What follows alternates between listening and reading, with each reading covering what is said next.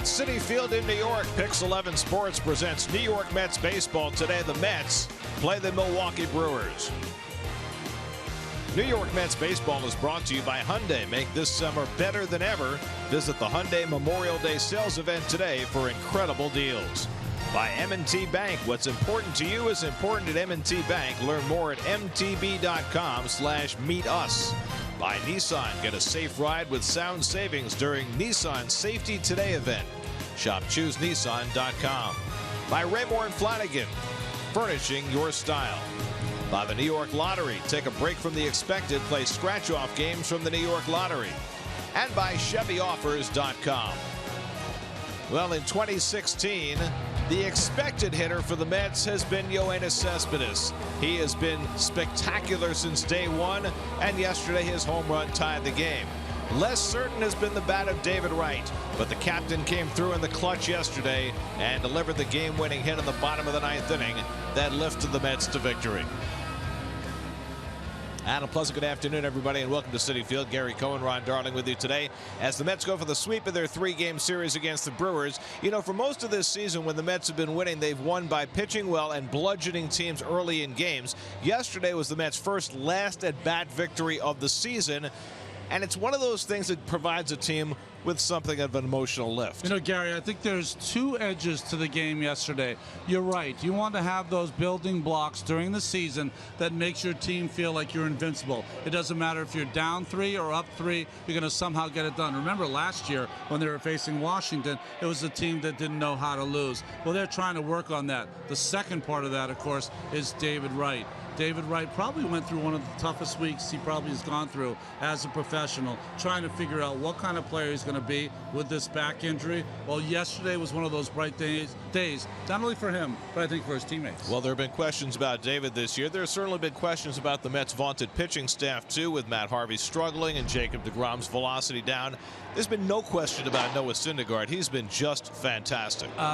It's funny to see him in the 86 uniform. I wish we had him in those days, but he just has been fantastic. When I think of all the established pitchers in Major League Baseball, the Kershaws, the Sales, the Arrietas, well, number one on the list of the best young pitcher in baseball is number 34. On the other side from Milwaukee, the former Diamondback Chase Anderson, struggling this year, but a great outing his last time out. Had a perfect game through 6 innings. He had a no-hitter into the 8th inning. Zobrist broke it up, but Chase Anderson is a guy who's going to see a lot of sinkers, a lot of change-ups. It's really a 5 or 6 inning pitcher. Mets will be heading for D.C. after the game for their rematch with the Nationals. First, they go for the sweep of the Brewers. All the action coming your way this afternoon on Pix 11.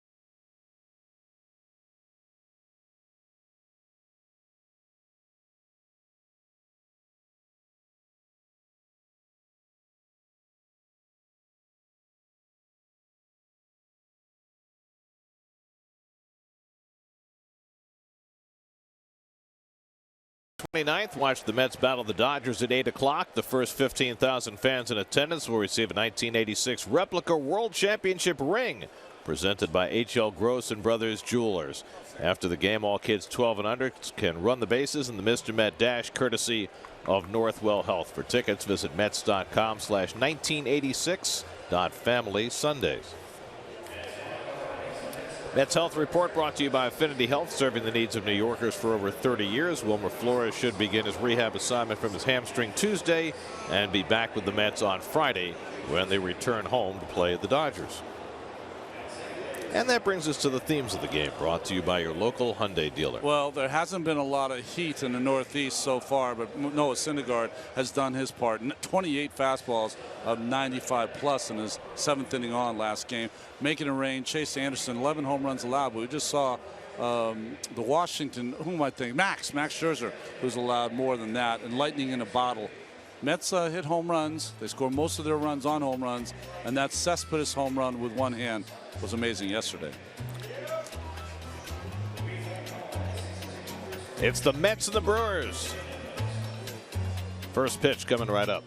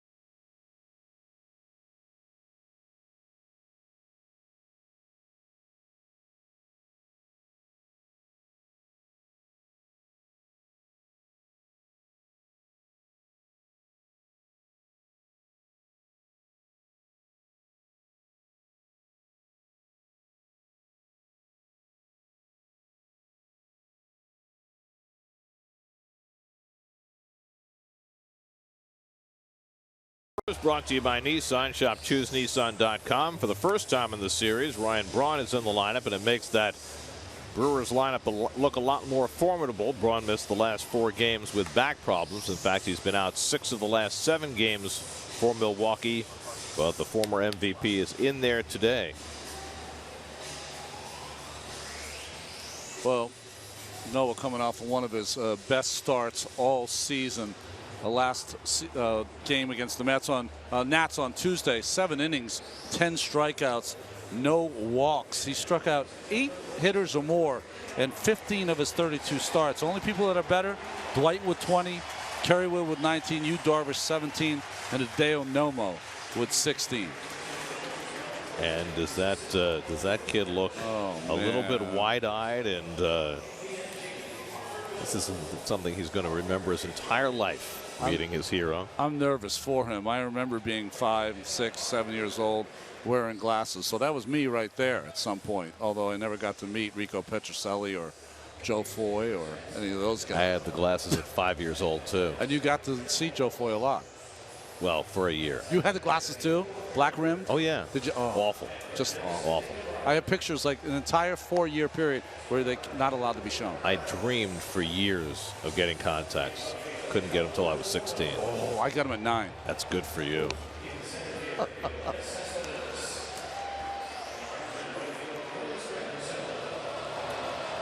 close-up view of the 100-mile-an-hour offerings of Noah Syndergaard. Well, that was only about 80%, so that's about 92.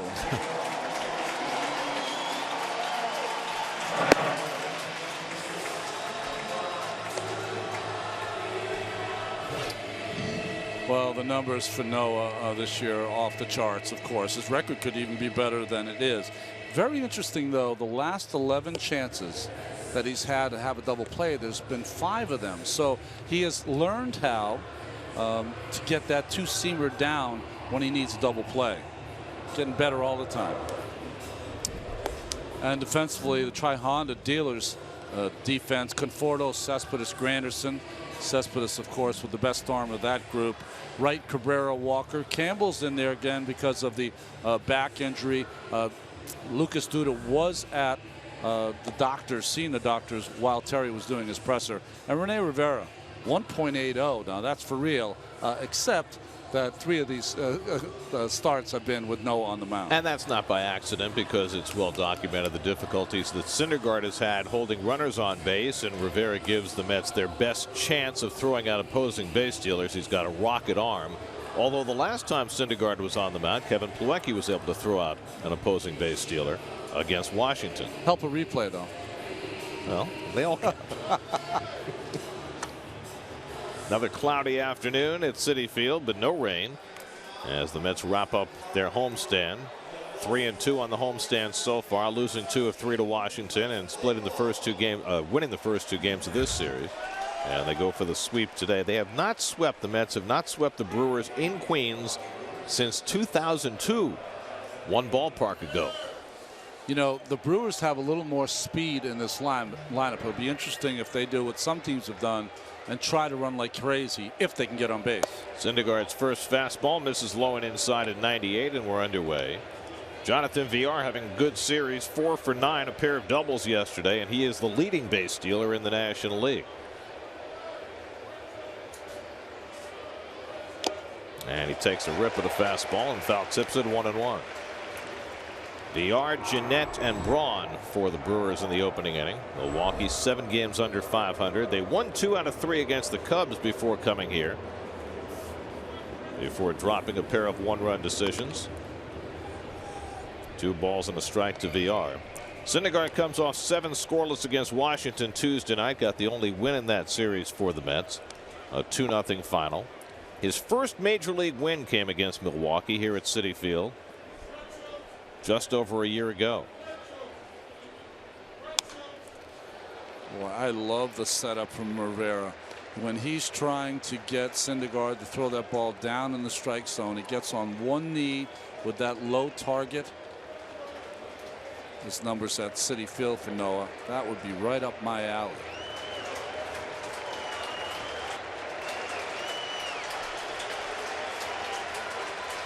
Two from Noah. And a comebacker. The good reach. And the soft touch for the first out. Well, the 10-foot wingspan came in healthy again. I mean, you put him in the NBA, be a heck of a defender. Right. How about a big time big receiver in the NFL? I was thinking more like an outside linebacker. Okay. Right, swatting down passes like a Phil Villapiano. Oh, there you go, 41. Here's Scooter Gennett, who's 0 for 5 in this series.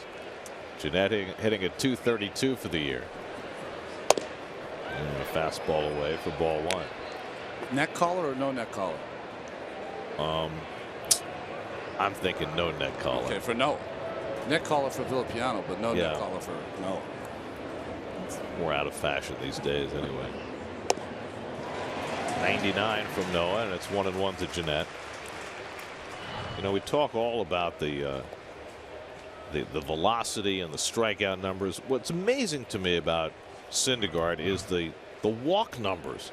9 walks in 53 innings to go with 65 strikeouts. Better than 7-to-1 strikeout to walk ratio. And you know, when you think about power pitchers who throw as hard as he does, and there obviously haven't been many of them, you think about guys who, especially earlier in their careers, have trouble throwing strikes. It sometimes takes them 100 starts before they get where they want to be. I mean, think of a Bob Feller, of Nolan Ryan. 32, or the 33rd start for Syndergaard here. So what is it? What is it that allows him to have the kind of control that he has, despite the fact that he's throwing 100 miles an hour? I think it's one of the greatest watching of a young pitcher's maturity over a year that I've ever seen in this broadcast booth. A year ago today, I would not have been able to say that. It was 50-50 whether he was going to throw strikes or not. Slapped down to third and off the glove of right, and Jeanette is aboard. Looked like a simple play for David, but it came off his glove, and the error puts Jeanette aboard with 1 out. Well, this is a simple play. It did come up a little, absolutely, but you know, that's a play that he would tell you he would make 99 times out of 100. Just came up a little. Now we're talking about, this is just when the infield's been rigged. I mean, if you're ever going to get true hops this time of the game. 4th error of the year for David, so Ryan Braun will get his first at bat of the series. Braun 2nd in the National League with that .364 average. 5th in on base percentage, 7th in slugging, off to a tremendous start. Only problem has been keeping him on the field. He's had some wrist issues, and he had back surgery to repair a herniated disc in the offseason. And Braun was talking yesterday about how the doctors have told him it'll take him a full year before he's completely soreness free. So he's had to miss time periodically, including the last 4 games. By the way, if I'm a professional athlete and I go see a doctor, please do not tell me it's going to take me a year before I feel 100%. Just leave that out of your post-operation discussion. Well, let me ask you this. As ridiculous. As a professional athlete, once the season is underway, how many times do you ever feel 100%? Never. I mean, I don't know, because I didn't play every day. All right. And these guys are amazing at what they do, but you don't need to know everything about what's going on. I fixed your back. Go get him, kid.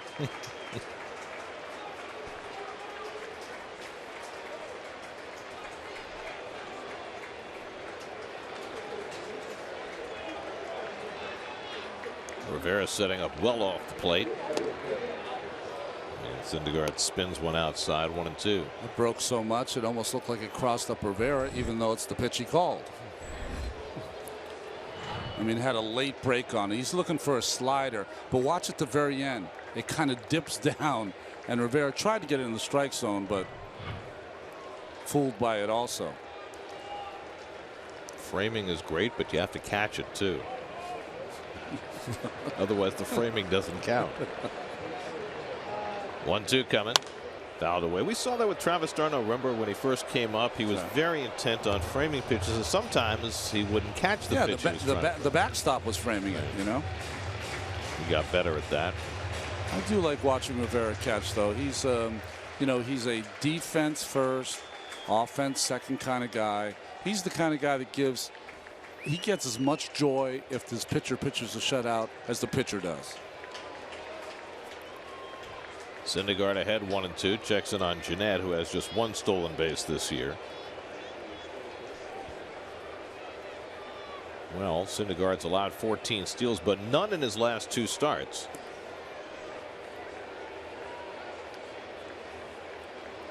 Brewers leading the National League in steals, but VR has nearly half of them, and he was retired.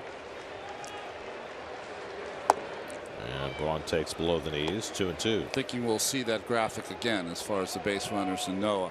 You know, Ryan Braun, Gary already illustrated his injuries, but he is the one guy in this lineup that I don't care who's throwing, he can go coast to coast and out of the ballpark on you. That talented.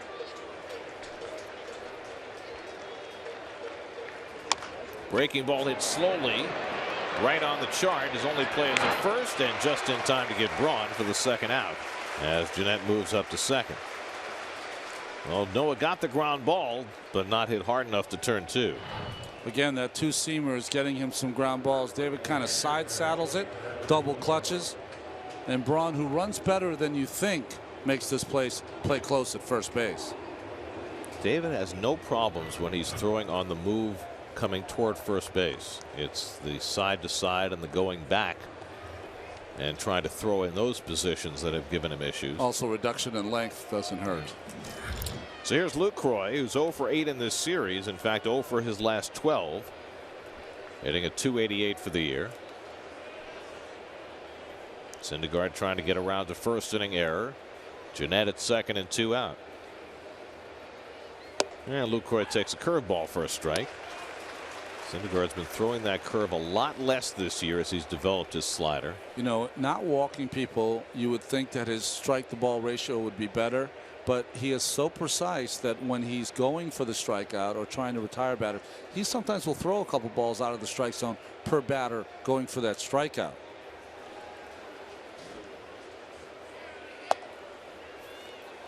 That being said, he's a little off here in this first inning with his fastball command.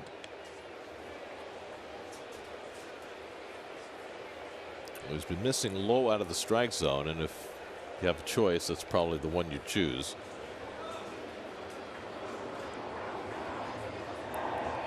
Lucroy 6 home runs this year. And that's drilled into center field for a base hit. Jeanette around third, and he'll come in to score. Jonathan Lucroy plates a run, an unearned run against Syndergaard in the opening inning, and it's 1-0 Milwaukee. Well, he started him out with the curveball, which he'll take, but the third pitch, which is a curveball, also stays up in the strike zone. And Braun and Lucroy are the two best hitters on this team, and if you make a mistake, those are the guys that are going to make you pay. I thought Cespedes was going to have a chance there for a second on Jeanette, but kind of fumbled the ball in center field. Jeanette was not moving well coming from second around third base, and I think Cespedes would have had a chance for him had he handled that ball cleanly. Here's Cook Neuenhuis taking a strike. Let's see Jeanette. He's supposed to be fast. That is not that fast. No. I mean, he looks like he's playing, not hurt, but not running as fast as we saw him when he first came up. Well, he had an oblique injury that kept him on the DL for 3 weeks. I don't know if that's an issue with him. Neuenhuis has had a rough homecoming. 0 for 7 with 5 strikeouts in this series, and quickly behind 0-2. Let's see where Cespedes touches the ball. Right here, he's just not even the third. I wonder if Cespedes thought that a guy named Scooter is a guy you can't throw it at home. I don't know. You know he's named after a cartoon character, right? I do, but maybe Cespedes doesn't. He thought it was in deference to his speed. That's right. Neuenhuis has taken over the center field job in Milwaukee, but has had a rough time making contact in this series. 1-2 from Syndergaard. Lucroy runs. The throw by Rivera is right on the money, and he got him. Side retired. Rene Rivera continues to show off a very powerful right arm. And so Syndergaard, who has been run against like crazy, may have found himself a useful companion in Rene Rivera. Brewers get an unearned run and lead at 1-0.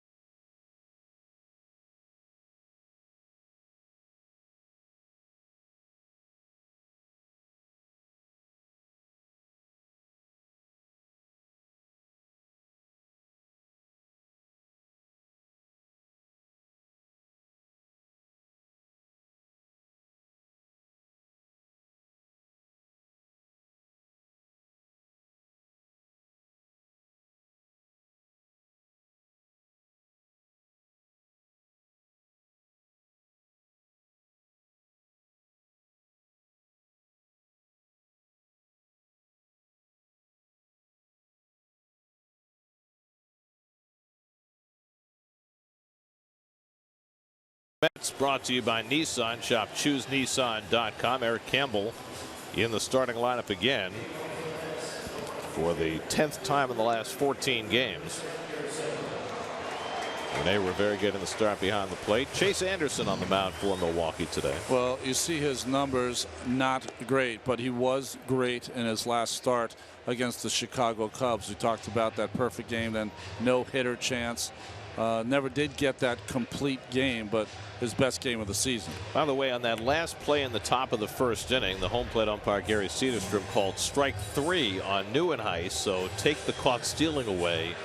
The strike call was the third out of the inning.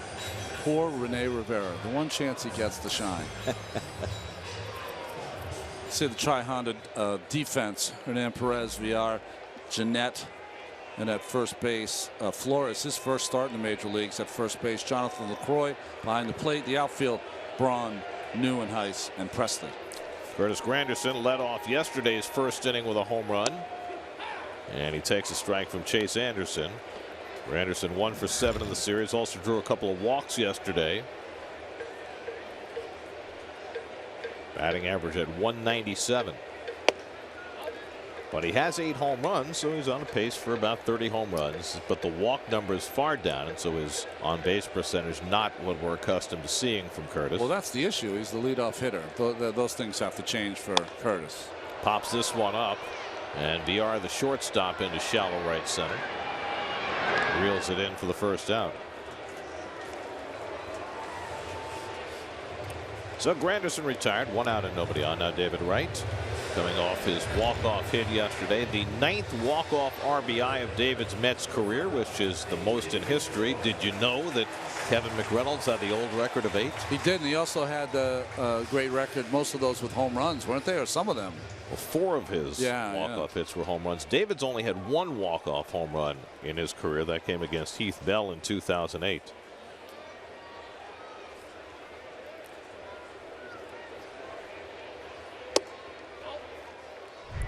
.30.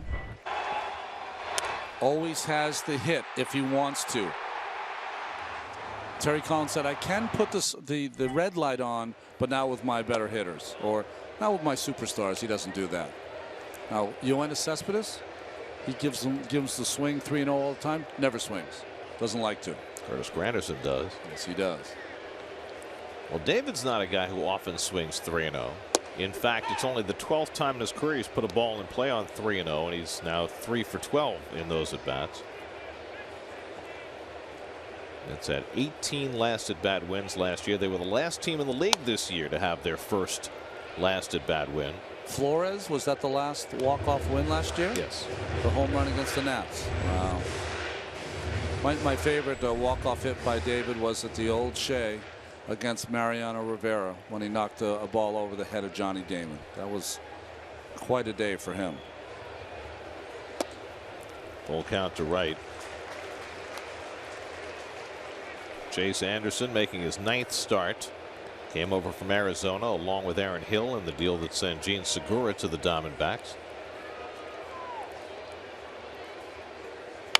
And right, it's a slow ground ball, and Perez ranging wide to get it.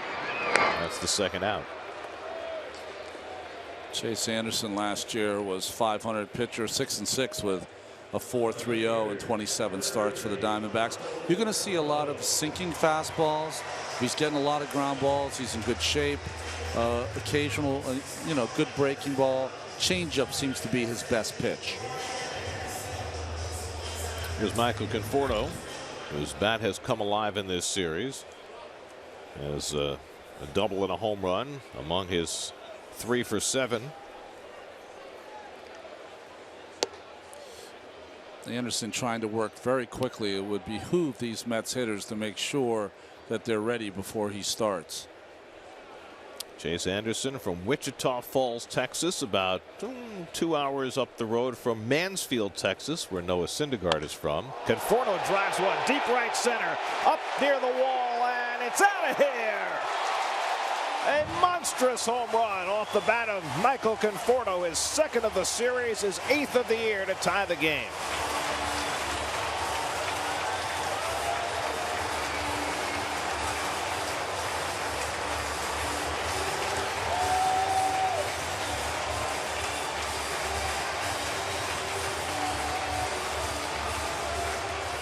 Mets fans are going to be in love with this kid by the end of the season.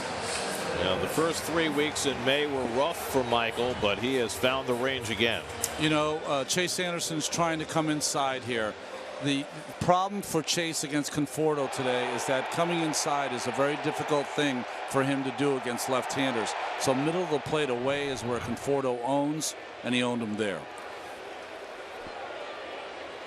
Now Cespedes. Doesn't get any prettier than this.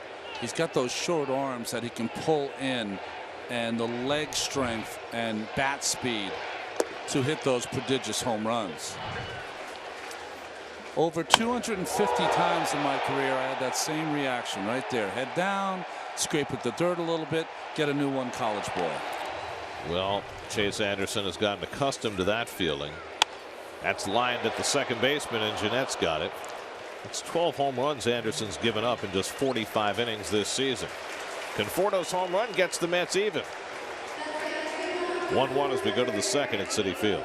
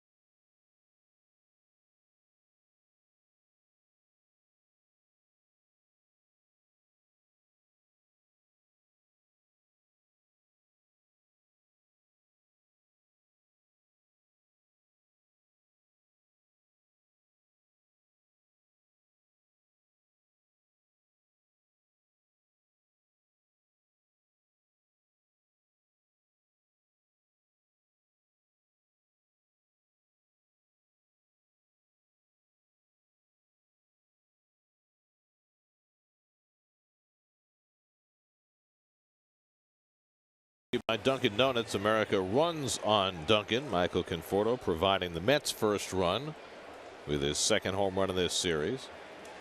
And so Noah Syndergaard back even after the Brewers played an unearned run in the first. Hernan Perez leads off in the second. Perez 1 for 4 in this series, playing third base today, and takes a fastball in the corner for a strike.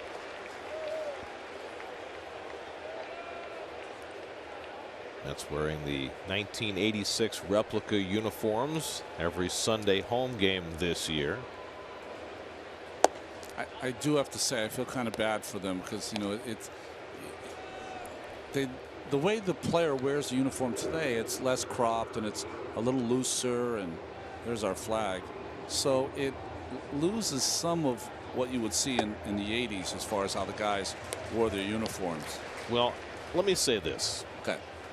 Because these uniforms are associated with one of the great teams, one of the 2 world championships in Mets history, it provides great memories.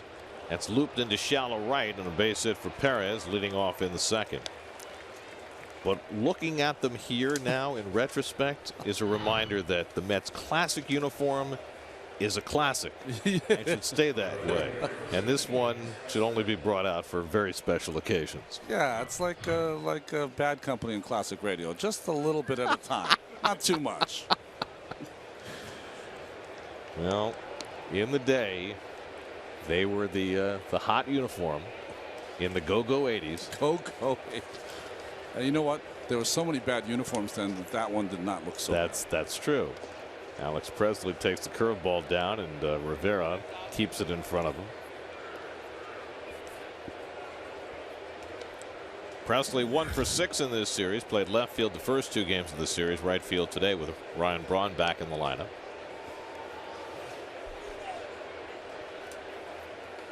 Presley, the former Pirate, now 30 years old. Played in Houston last year. Perez has 5 steals and 6 tries. Rene Rivera technically does not have a caught stealing today. He was taken off the board. Last 2 starts we talked about, the one against the Nationals, or both of them. The one in Los Angeles is remembered almost more for his home runs than his pitching against the Nats in his last time out. Well, he gave up the 2 home runs in LA, but he trumped it with 2 home runs of his own, one with a couple of men on. I saw that one graphic. Struck out 3 batters 6 times in an inning. That's not striking out the side. He struck out the side twice. Yeah. Okay. Of those 6 times. Yes. Because you and I are a stickler about that. So 3 strikeouts in an inning does not make a strikeout the side, guys. You know that. 6 times striking out 3 in an inning is tied for 2nd in the majors this year. That's in the air to right center, and over comes Cespedes.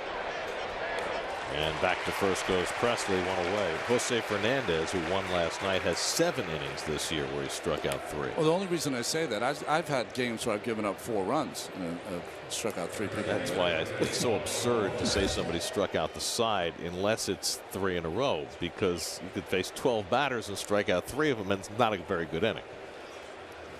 Here's another absurdity I hear all the time. Guy had a shutout last night. He did? Yeah, 7 innings, 5 hits, no runs. 7 scoreless innings. 7 scoreless. There you go. Here's Ramon Flores, who had a career day yesterday. His first big league home run. He drove in 3 of the Brewers' 4 runs. Flores playing first base today for the first time in the major leagues.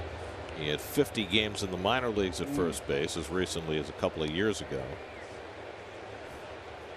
So Chris Carter getting the day off, and that makes sense with Carter's strikeout numbers facing a guy like Syndergaard. Nice, good day to give him the day off. Perez at first and 1 out. The pitcher Anderson, a light hitter, on deck. Ball and a strike to Flores, and Syndergaard a little off with his command of his fastball early. Definitely off, and that's why we haven't seen any changeups yet. It's almost like he's fighting to find his fastball command. It seemed as though Jacob deGrom never found his fastball command yesterday, even though his velocity was up. He was a little all over the place, and that led to 100 pitches in 5 innings. There goes the runner, and it's fouled off. So Flores fouls off the curve with Perez on his way and gets to exchange some pleasantries with Asdrubal Cabrera. Countryman. Venezuela. You can imagine if you grow up as an infielder in Venezuela like Hernan Perez, you've got to be a huge Asdrubal Cabrera fan.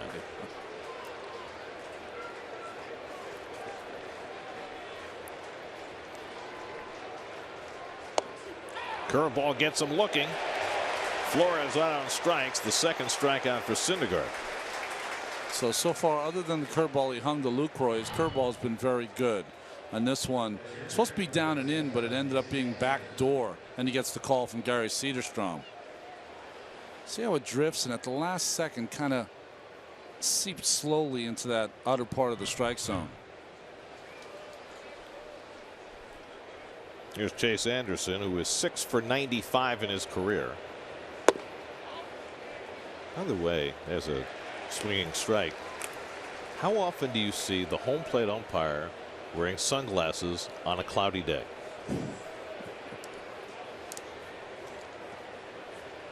That sounds like a Temptation song at some point. I got sunglasses. 1-1 to Anderson. Gary Cederstrom, the crew chief behind the plate. Barksdale, Wolf, and Johnson around the bases. Mets fans, that's always going to be your trivia question. Cederstrom behind the dish when Santana threw his no-no. And Adrian Johnson, of course, more famously umpiring at third that day.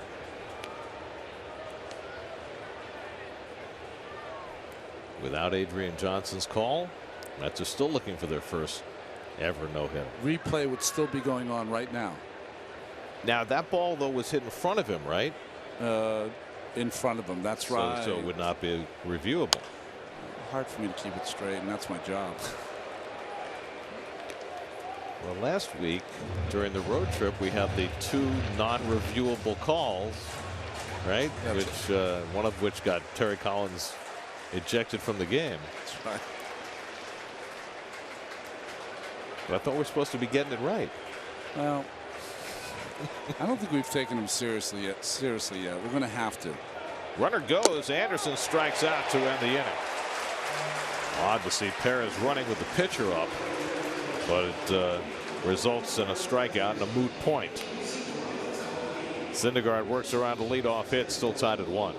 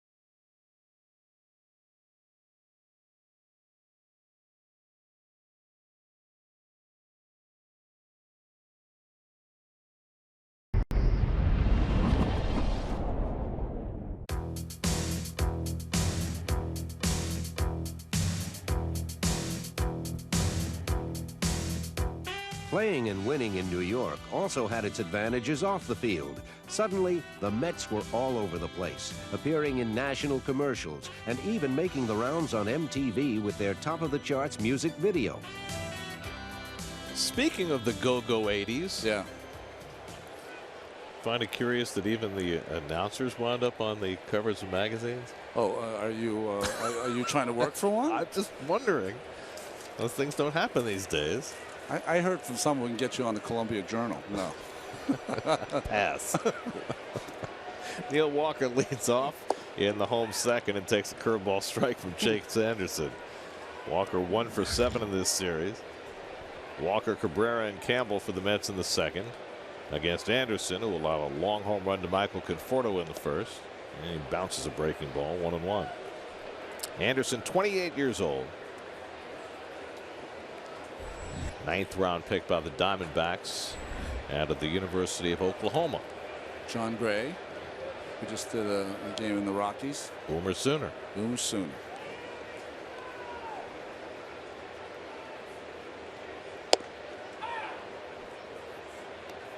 So when you saw that logo, I always knew that it was an MB, but I thought, I mean, I originally just thought it was a ball and a glove, right? I thought it was a hand. Oh. Which it is, right? Yeah, it's supposed to be a glove with a ball in it. But it took me years as a kid to finally realize that it was an M and a B. I love it. I think it's one of the great original logos.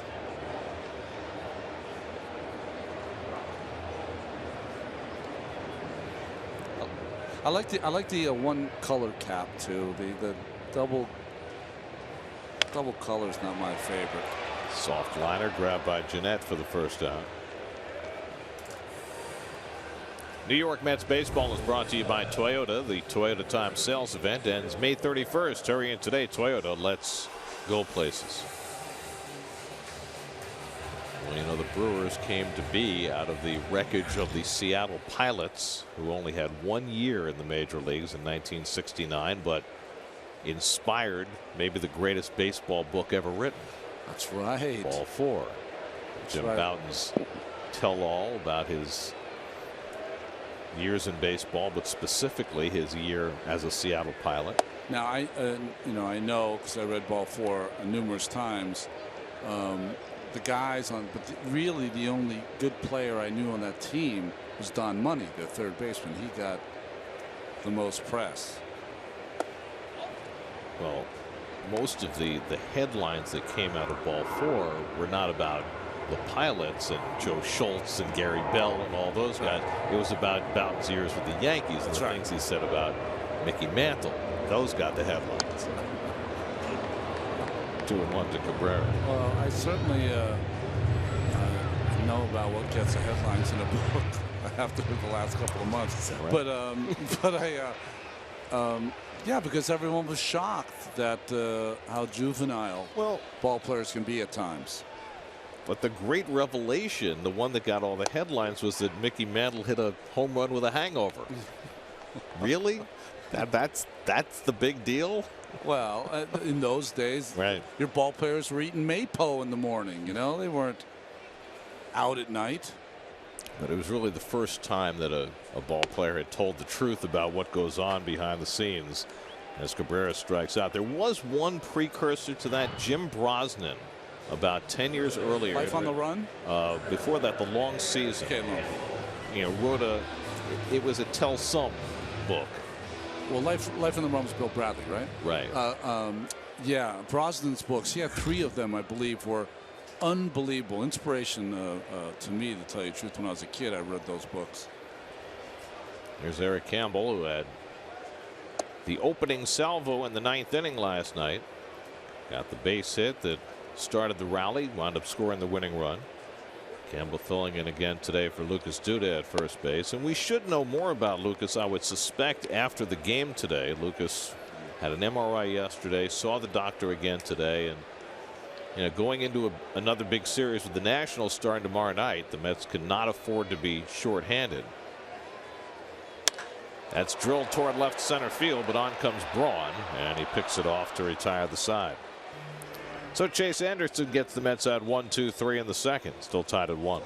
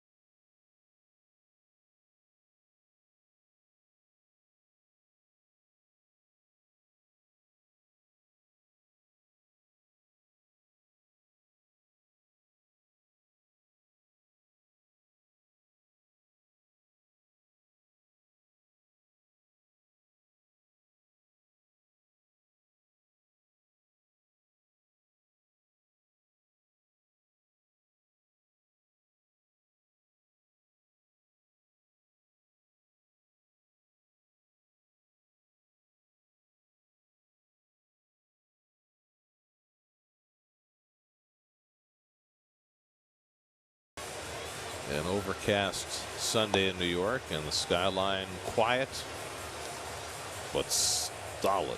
Doesn't matter where you look, 432 Park is right there, isn't it? Boy, whether you like it or not. Mets upcoming schedule brought to you by ChevyOffers.com. Mets head to D.C. after the game today. 3 games with the Nats Monday night, Tuesday night, Wednesday afternoon.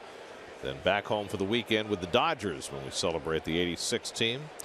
Dodgers and the White Sox on the next homestand. Top of the batting order, Jonathan VR thinks about the bunt and takes a strike. Very nice of the Nationals team to play a 1 o'clock game on a getaway day. Which the Mets did not do for them, by the way. Very nice of them. VR hit a comebacker his first time up. And a fastball in for a strike, 0-2.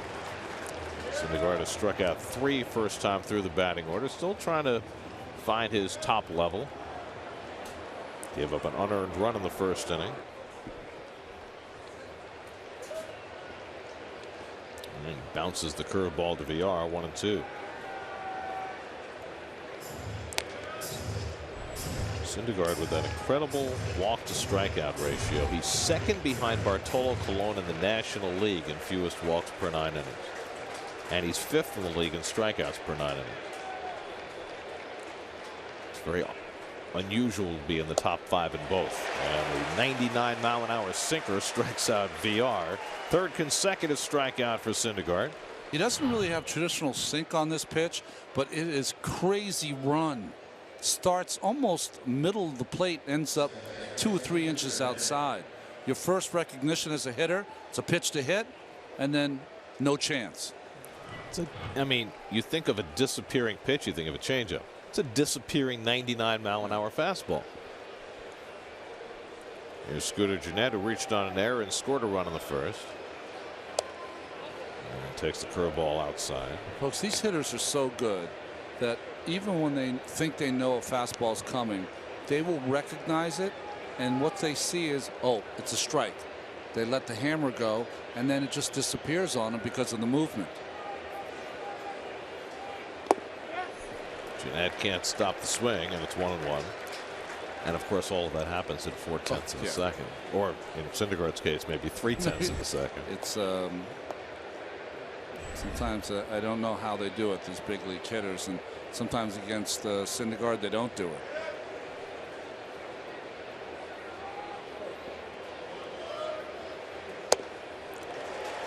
Blew one by Gennett, and it's 1-2. I'd say he's starting to find the range. Well, what happens, folks at home, is when you don't have it working early, you just got to stay with it, because if you're a big league talent, it'll come during the game. You're just hoping it comes before they score some runs. Gennett with a late swing foul. Ryan Joseph Gennett,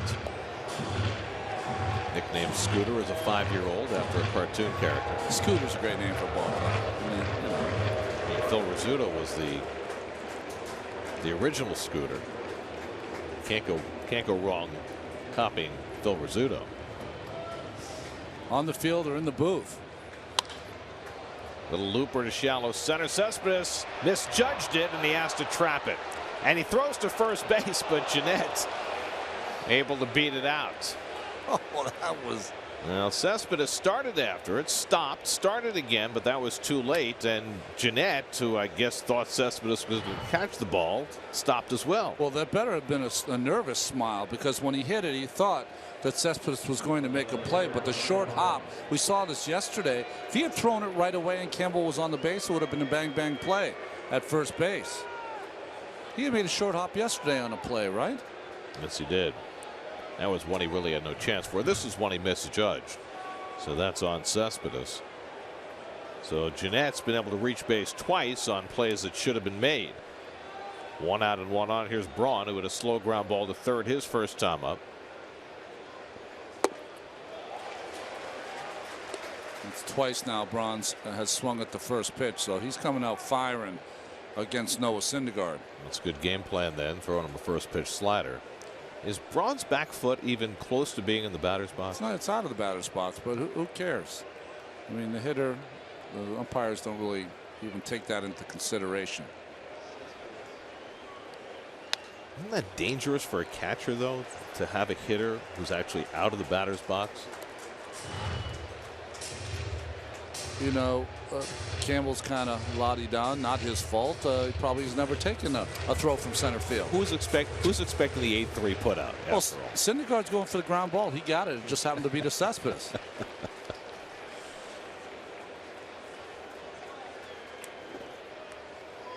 Oh, 0-2 to Braun with Lucroy on deck.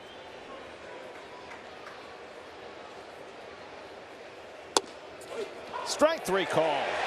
Knee-high fastball gets Braun looking.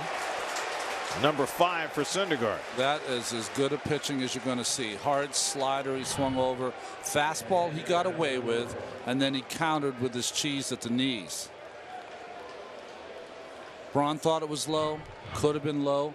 Most important, Cederstrom did not think so. Next year, maybe it won't be low. Oh, don't even get me into that. Let's do that another time, like a West Coast game. Here's Jonathan Lucroy. Lucroy single to center to drive in the Brewers' run in the first inning.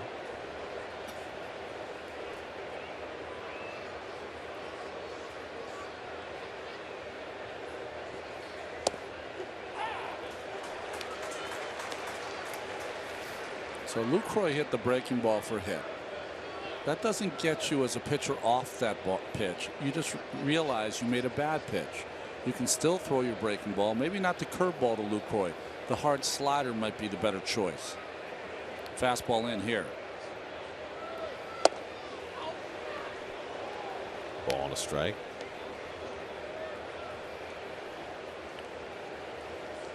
I saw the scout today in the food room, the cafeteria press dining room here. And he's got the stopwatch, I would assume, timing Syndergaard's numbers getting the ball to the plate. He was here at 9 o'clock working on that scorecard. Curveball misses to Lucroy, 2-1. He's the kind of guy we got to interview one time. The job of the scout, how it's changed over the last 30, 40 years. Whoa. Well, some of the advanced scouts have been put out of business because teams scout by video now.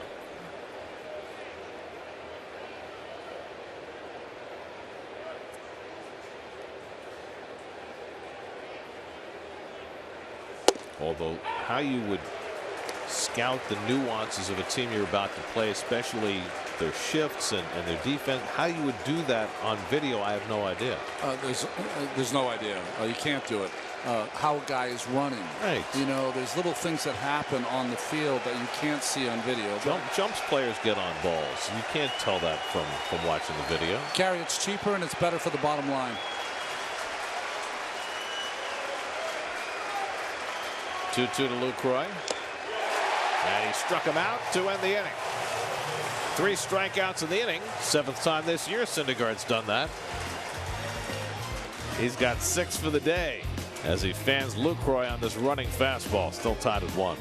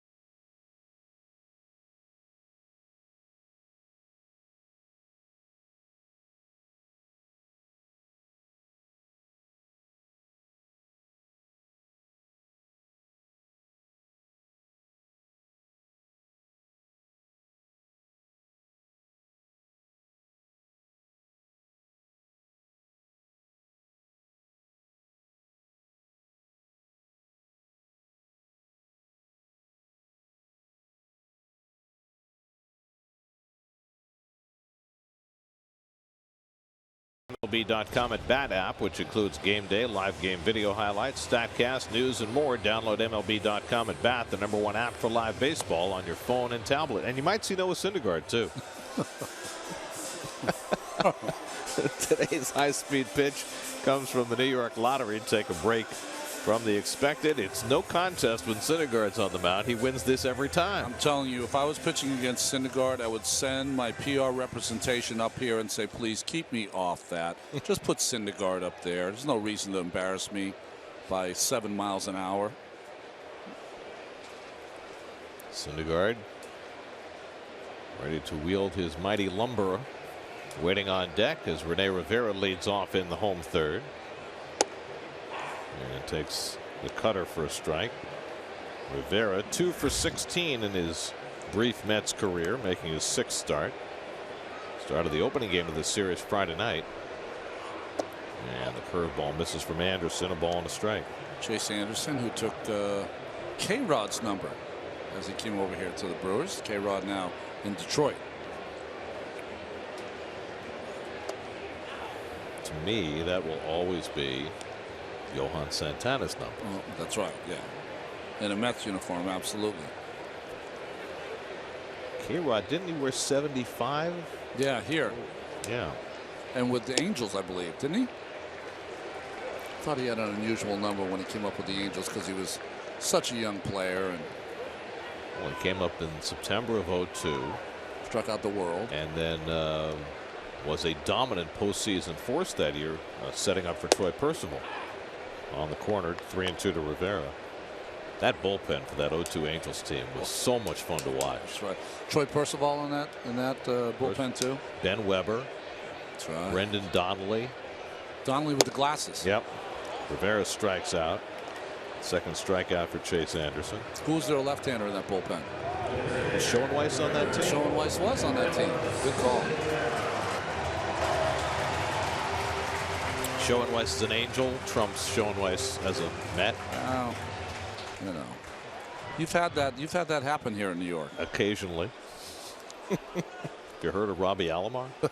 Here's Noah Syndergaard, and he takes a curveball outside. He took a curveball first pitch outside to a pitcher. Well, we've seen this a lot since Noah hit the 2 home runs in L.A. He doesn't get many fastballs anymore. I wish we had it in my day. I would have been on that curveball machine all the time.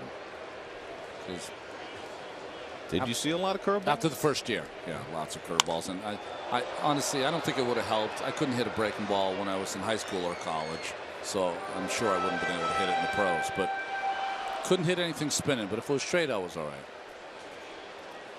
Well, Syndergaard's been more than all right. 3 career home runs in just 57 at bats.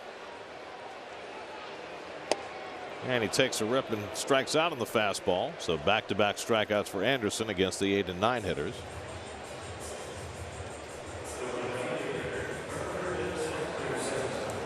Six in a row retired by Anderson since Conforto's home run, and now Curtis Granderson, who popped up to short his first time. So I'm taking a peek at the Washington-Miami game because I'm trying to keep up with Giancarlo Stanton's just incredibly horrific last week. I've never heard of anything like this. I mean, it would be a bad line for a pitcher. Last 5 games, 0 for 17 with 15 strikeouts, and he struck out again his first time up today. 0 for 18 with 16 strikeouts. How is that even possible? Well, it is possible now. He's facing Scherzer today, so there's no shame in that, but still. 2-0 to Granderson, and Curtis gets a changeup and misses it. 2-1. That was a good pitch to see from Anderson there. 2-0 changeup. Very impressive.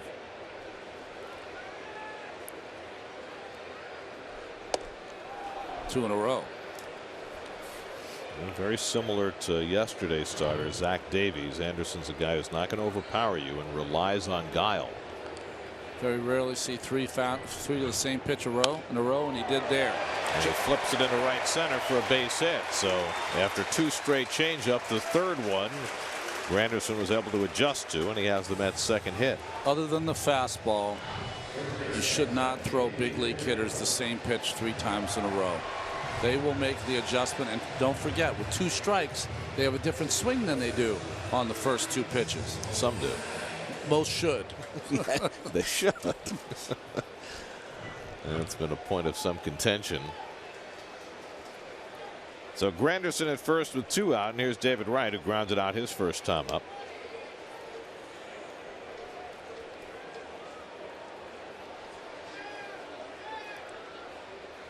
Elias did some research about this Stanton streak of the 15 strikeouts the last 5 games. Found that in the last 50 years, only one other player had struck out 15 times in a 5-game span, and it was a pitcher. Oh, it was a pitcher. Wayne Twitchell back in '73. They go further with the research, the last player to do it? I think that's the next step. I'm thinking Rob Deere.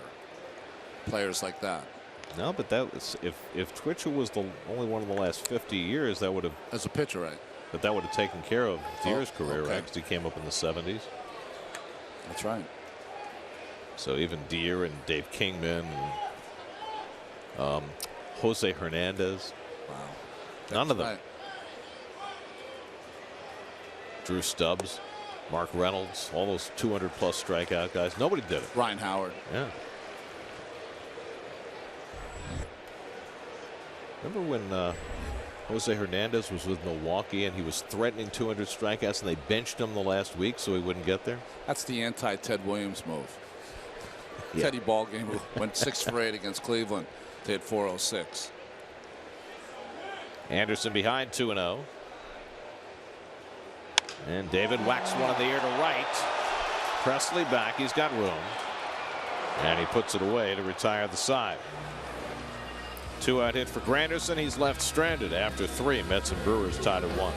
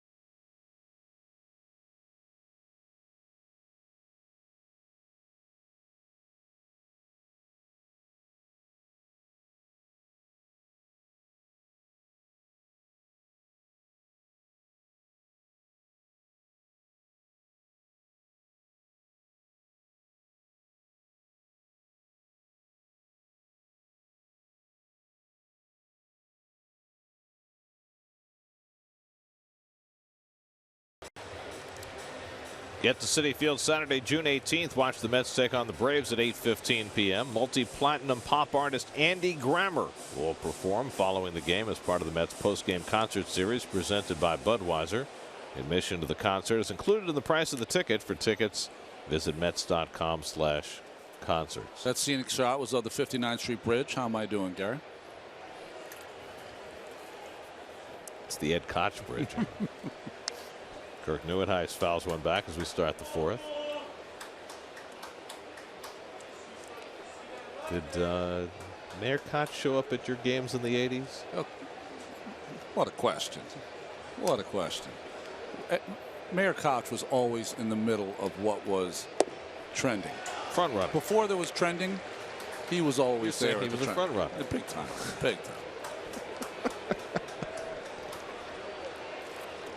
I never realized till the first time I met him what a big guy he was. Yeah. Neuenhuis strikes out again. He's chasing Stanton. 7 strikeouts and 9 at-bats in this series for Kirk Neuenhuis, and 7 strikeouts today for Noah Syndergaard. Thor helmets out in force today. Now the Thor helmet is it sold here, or do you go to, you know, like, I would think that if I were going to get a Thor helmet, I didn't know where to go. I'd go to a Halloween place that sells those kind of things. Halloween outfit. We're going to have to ask that question, right? Whether the Mets team store is now stocking the hammers and the Thor helmets. You got to do that. You have to. Well, I mean, the way that Noah has embraced his alter ego, parading around Times Square as Thor, you would think that now that becomes a part of the fabric. I bet you the ballpark in San Francisco has some dreadlock hats that they're selling for Johnny Cueto. Well, like they have the panda hats. Panda hat before, yeah. Sandoval played there. See Syndergaard starting to come back with that fastball and starting to locate it better and better as each inning goes along. His last 6 outs have all been via the strikeout, and he's ahead of Hernan Perez 1-2. And he strikes him out with a slider. 8 strikeouts for Syndergaard, including the last 4 hitters. This is getting repetitive. He throws the fastball on the outside corner, comes back with a slider that starts at the same place, but the bottom drops off. So it's hard to even blame the hitters, because you see fastball recognition out of his hand, ends up being a slider. So Syndergaard has now struck out 7 of the last 8 hitters. The only interruption was Scooter Gennett's hit in front of Cespedes in the 3rd. Here's Alex Presley, who flied out his first time up, and he takes a fastball strike. And where Syndergaard's fastball command was off the first inning or 2, it's not off anymore. Throwing a lot of 2-seam fastballs today.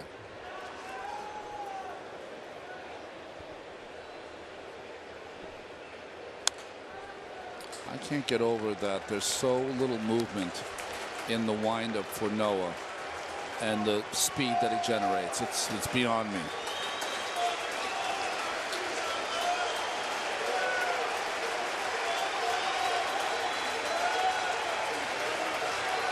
Oh-2.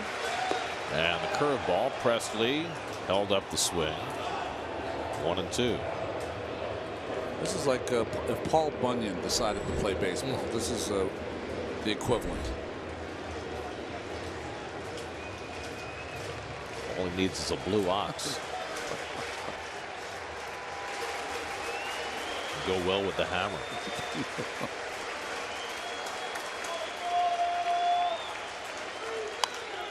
Pop foul. That'll go out of play.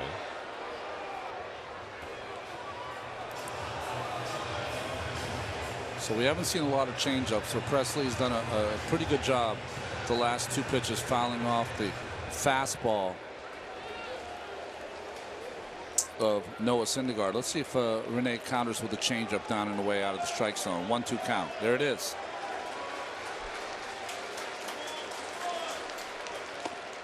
Missed with it. So doesn't really have a feel for his curve. Doesn't really have the great feel for his changeup. Has it for his slider. Has it now has started to have it for his fastball.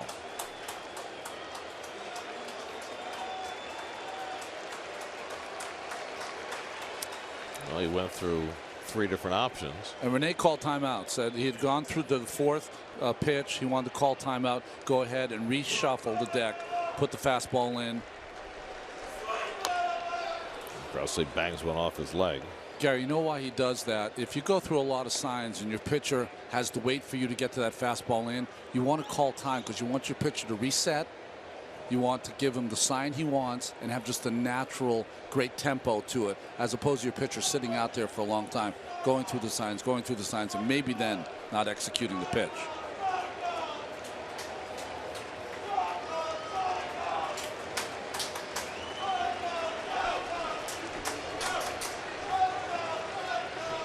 One-two coming. And Presley makes contact again and fouls it away. And Presley giving a better tussle to Syndergaard than anybody he's faced the last couple of innings. So fastball in, has been fouled off. Fastball away, fouled off. Doesn't have a feel for the changeup. Curveball either. Let's see if he goes slider down and in. Love Rivera's heads down. What he's doing there is thinking. There we go. The slider down and in. 1-2. Slapped down to third, a foul ball. Well, 8 pitches deep in this at bat to Presley, and Syndergaard still trying to put him away. I'm going along with you, Renee, trying to see what you're going to call. I'm out of digits. I don't know. It's up to you. I'm at a loss. Wants a changeup. Fist pump. And it's pulled right into the glove of Campbell. That retires the side. 1-2-3 inning for Syndergaard as he finally disposes of Presley. Still 1-1 at Citi Field.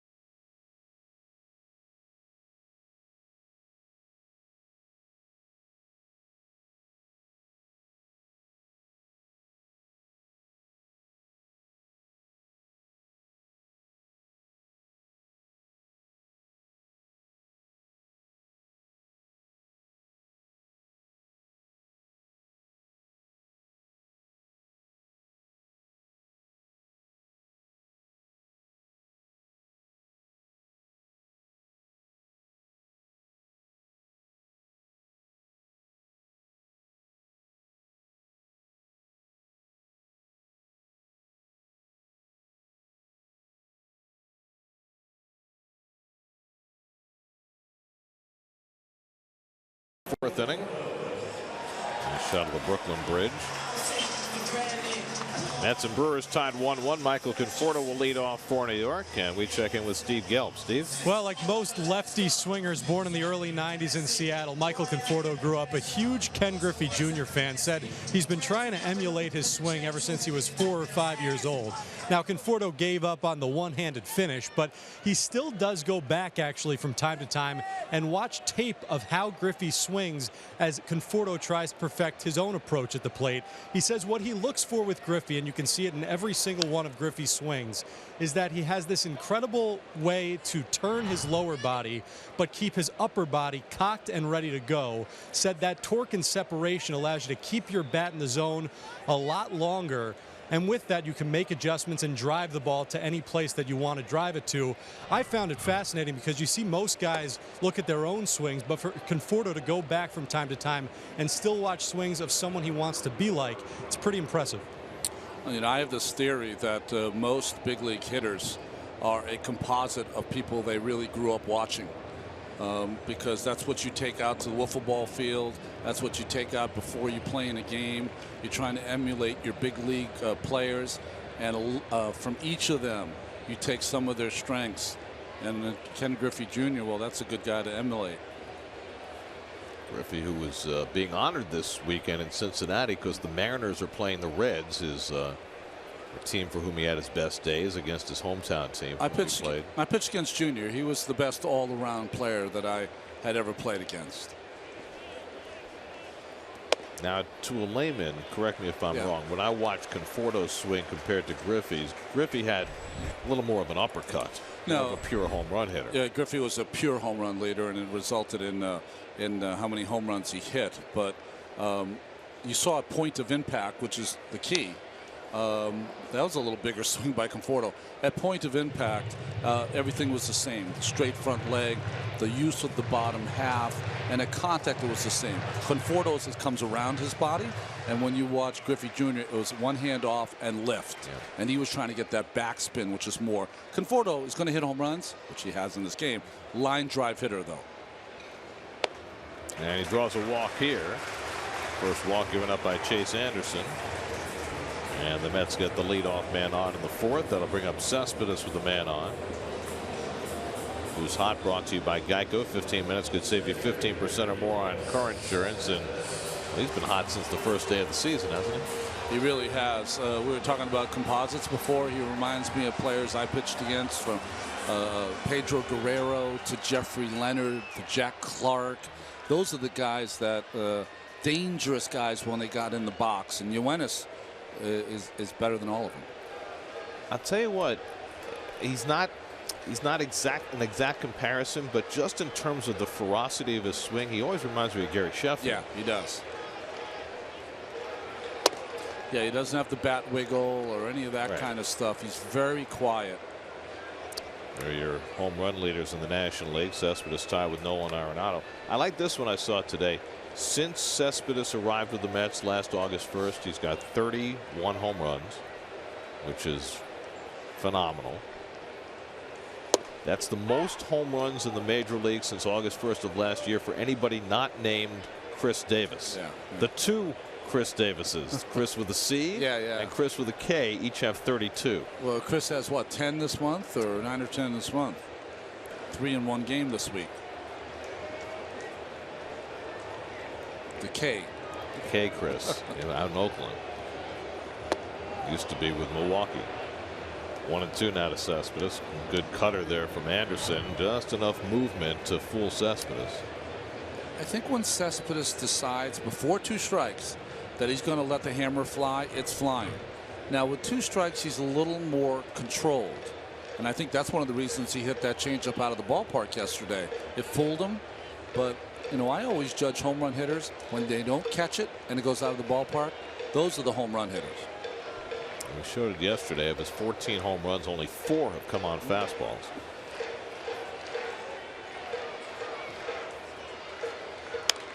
It's this one in the air to shallow left, and Braun coming on. And he drops it in front of him and lands behind him. Conforto goes to third. Cespedes digging for second, and he arrives safely.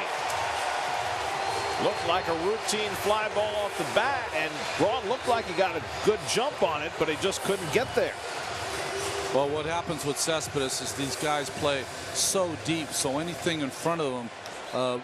Remember, Ryan Braun started as the third baseman, then went to left field. They decided right field was the best place for him, and now he's back in left field. A nice job by Conforto, because you have to think that's going to be caught, but he didn't assume that. So he went halfway, which got him to third base and got a double for Cespedes. Cespedes has got to think this is a can of corn, and he did. But he turned it into a double. You really have to turn on the Jets at the end. Remember, he still is wary about sliding. So that certainly affected the way he went to the bag. Here's Neil Walker pulling one foul. So the Mets have the table set, second and third, and nobody out. Walker at a soft line drive to second his first time up. Brewers have the infield back with the exception of the third baseman Perez, and now the right side is moving in with 1 strike. They're looking to the bench for instructions. Scooter Gennett doesn't know where they want him to go. Now he moves back. So the corners are basically in.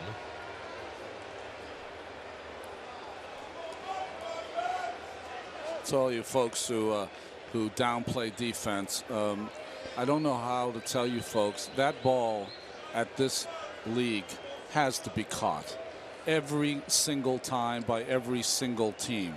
You know, I don't know what happened to Ryan playing deep or whatever, but you can't have a big hitter like Cespedes pop up a ball and be standing on second base with no outs.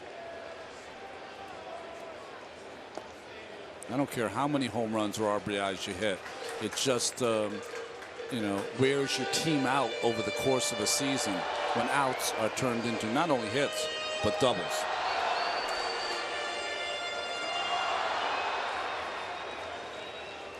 Maybe it was the collector's fault.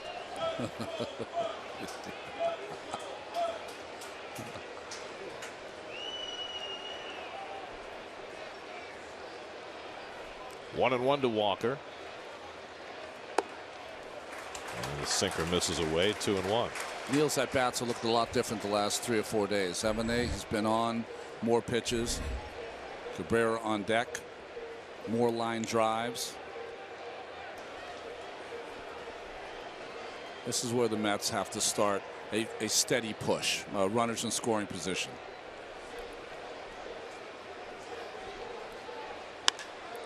Well, they got a couple of big ones yesterday. A 2-out hit from Cabrera to score a run, and then the game-winning hit by Wright. But the Mets as a team for the season hitting just .210 with runners in scoring position and getting runners in from third. That's been a problem too. Mets are under 50% this year, below the league average. Listen, they're going to hit their bombs, but if they get themselves to 240, 245, maybe 250 with runners in scoring position, then you're going to see the 6- and 7-run games. Conforto at third, Cespedes at second, and Walker wastes away the curveball, stays in there at 2-2.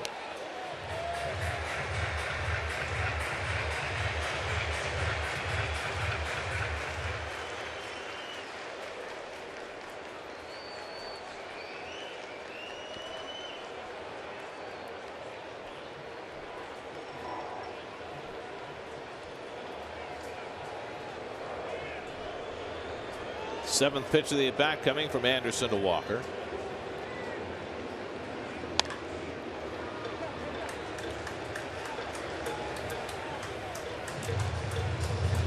Well, the Mets right at the bottom of the National League, hitting with runners in scoring position. Phillies have done it without scoring a lot of runs. D-backs, you think that's got to change. Goldschmidt hasn't got off the start that he usually has.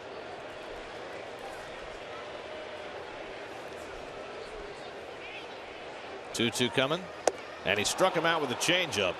That's a big strikeout for Chase Anderson for the first out of the inning.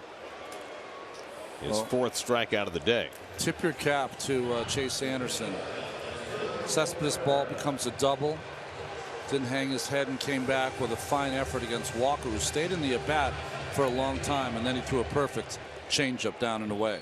Now, I'd say in some circumstances, with some right-handers on the mound, you'd consider walking Cabrera to pitch to Campbell, but Anderson's been so much more effective against the lefties than the righties. Well, the changeup is his best pitch, so that's the pitch working away from the left-handed hitter. And he struck out Cabrera his first time up. And as Grubel takes low and in, I mean, the numbers are startling for Anderson. The righties coming into the day hitting .340 against him, and the lefties just .192. I mean, you never see those kind of numbers. Certainly not for a right-hander.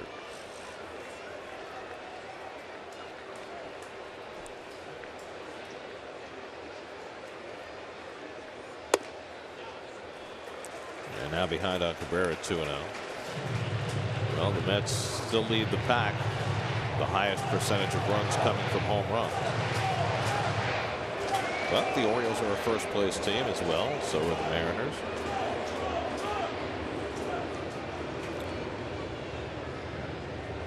Let's see if he challenges Cabrera here. 2-0. You got Campbell standing on deck.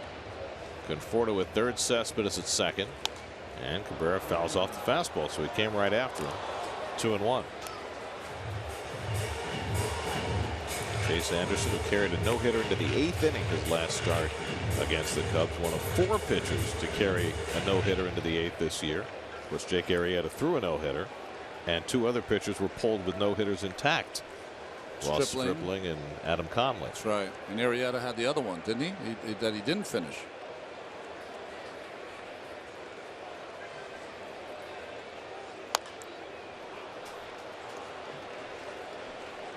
Two and two now to Cabrera.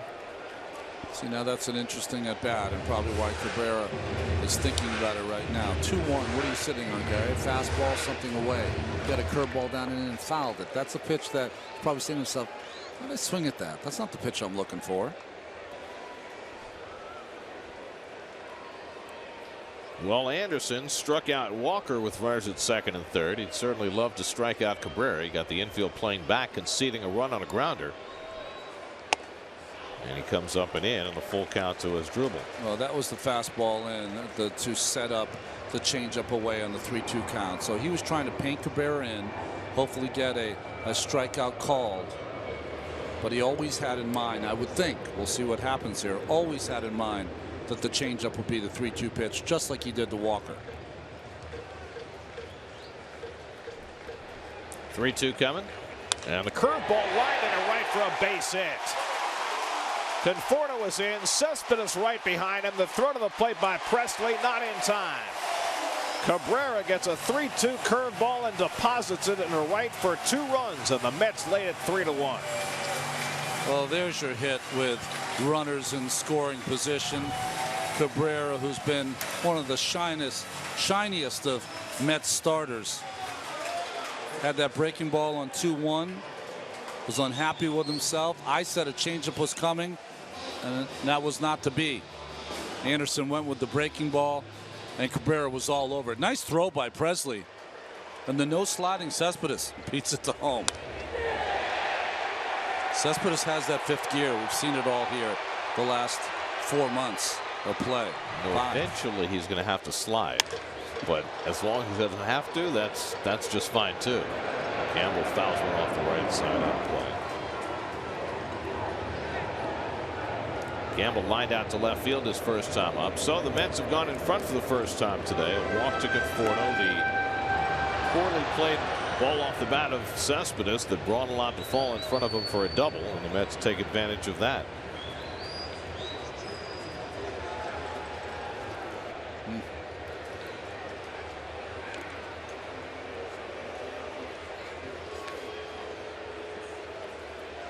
You know, I said before that Cespedes swings as hard as Sheffield. You know who he runs like? Guy about the same size? Willie Mays. Oh, really? Yeah, he's got the same running style. I thought Willie always had a little more chug in him. Yeah, but that once he got moving, okay. When they're in full stride. Yeah. Okay. I never got to see Willie Mays play East Coast West Coast thing. But they're both built low to the ground. Yeah. You know, 5'10" ish. Yeah. Massively strong.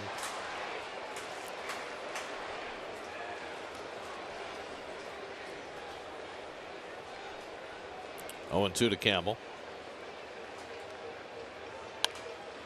You know, when you look at baseball players, almost every other professional sport, the players in that sport cannot play baseball at all. Can't throw, can't hit. Almost all the ball players that played other sports. Imagine what Cespedes would have done as a 25-year-old at the NFL Combine. He would have done anything. 225, 30 times. Sprinting, 4 or 5. Where would you play him? Would you make him a tailback, or is he a DB? Wherever he decided to play.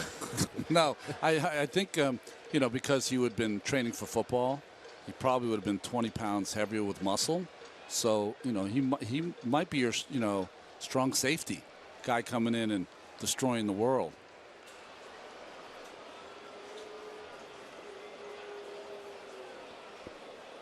How tall is Cespedes? 5'10"? 5'10", okay. yeah.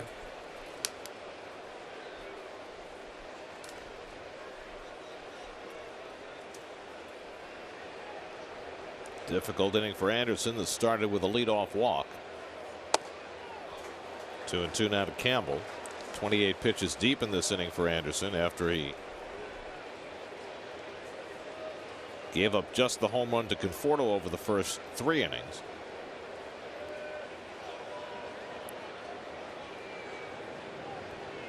Cabrera at first and 1 out. And the curveball strikes out Campbell. And Lucroy took a hit.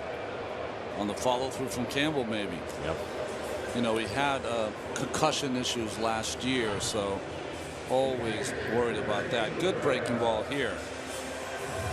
Let's see where the follow through goes one-handed. Yep, caught him right off the top of the mask. He took a broken bat off the mask yesterday and another foul ball off the mask, and now gets hit by the follow through of Campbell. So it's Not fun times back there for Lucroy. 2 out. Now here's Rivera, who struck out his first time up. And Rene takes curveball in the dirt. Cabrera takes off, and he makes it to second base. That's some heads-up base running by Cabrera. Took off as soon as that ball hit the dirt.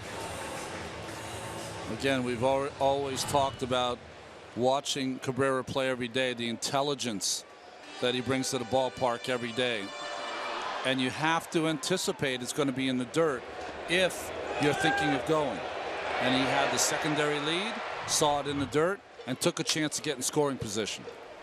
Well, often you'd say, well, maybe that's not a great play. Now they walk their 8-hitter and pitch to the pitcher. I don't think they'll do that with Syndergaard on deck. Can't do it.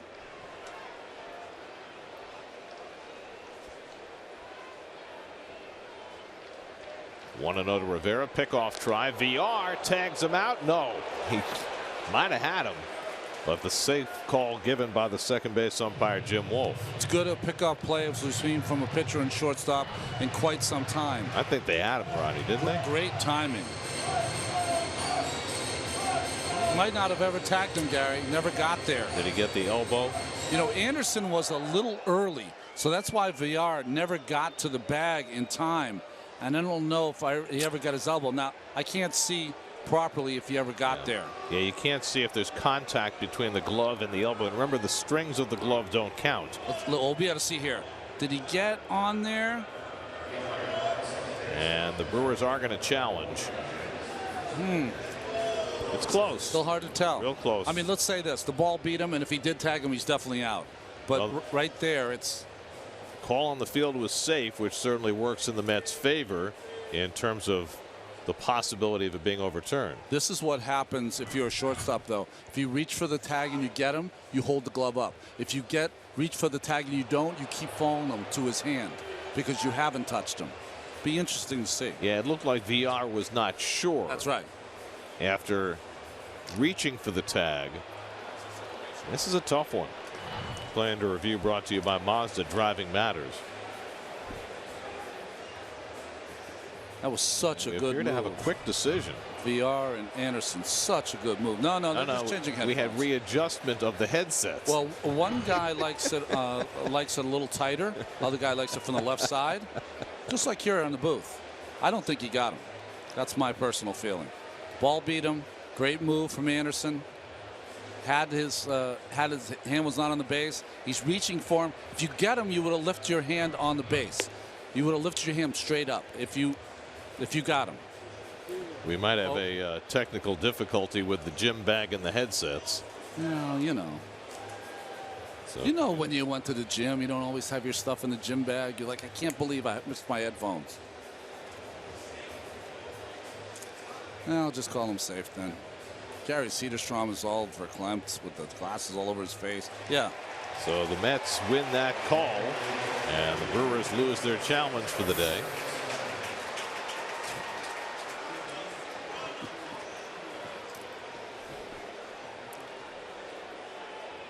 So the call stands, which means they couldn't definitively tell one way or another. Or the headset didn't work. No. That's always a problem. Night game, a day game after a day game. Rivera swings and misses at a sinker, and it's 1-1.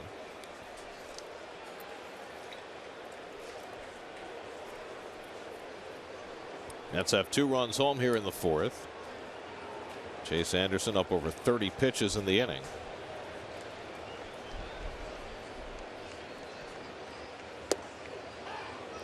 And he throws the cutter on the outside corner, 1-2. I don't know what the outcome of this game is going to be, but Chase Anderson, solid pitcher. Got 4 good pitches. His 3rd year in the major leagues. Hooked down the left field line. That'll go foul.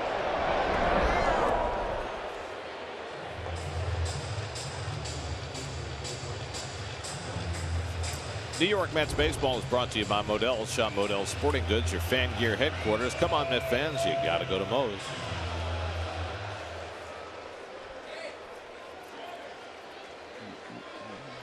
be in our lofty perch at Nationals Park tomorrow night. That's your game. Just let you call it and try to get out of the way.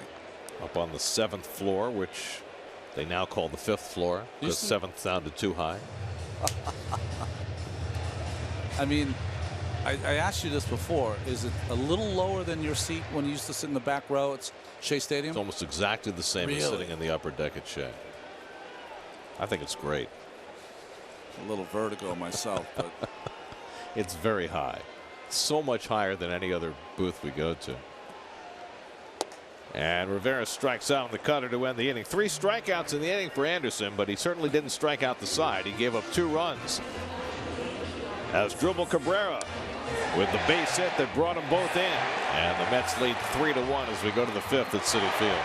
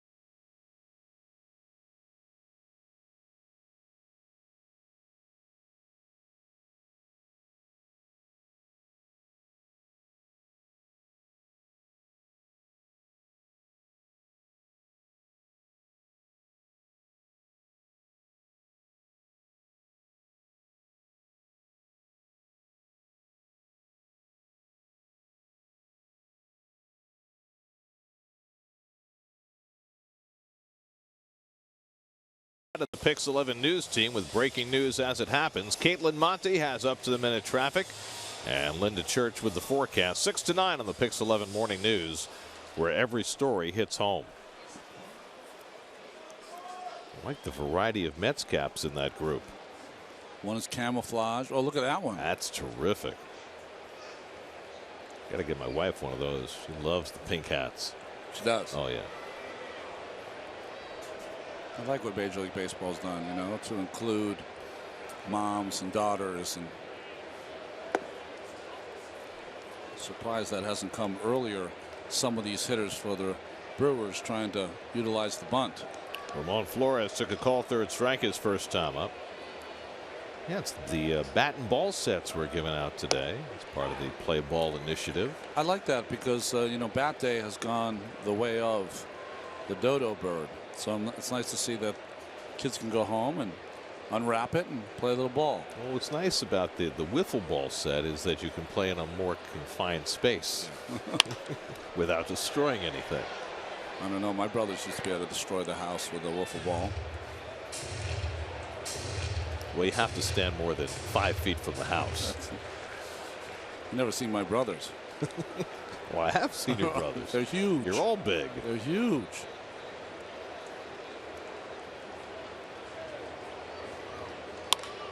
Right back to Syndergaard. He doesn't know where it is. And Flores able to beat it out. I don't know if he thought that ball was in his glove, but he didn't react well after he deflected it. He waved everyone off. What happened, Gary, is that it hit his glove. He thought it was in the glove. And then once it deflected, he knew that it wasn't in his glove, but did not know where the ball was. you're really defending yourself. You're not trying to catch it here. You're trying to defend yourself. And see how close that ball came to getting in the webbing. Did that deflect off his hand after it hit his glove? I didn't think so. I think it just he flipped it out of the glove off the end of the glove. Anderson will stay into sacrifice, and he fouls it off. Anderson, not a good hitter, but a pretty good bunter, at 8 sacrifices last year. Yeah, he's got nice position against a guy throwing 100 miles an hour. So that's a base hit for Flores, the 4th hit for the Brewers. Flores had a big game yesterday, didn't he? The pitch he hit for the home run was up in his eyes. I don't know how he hit it.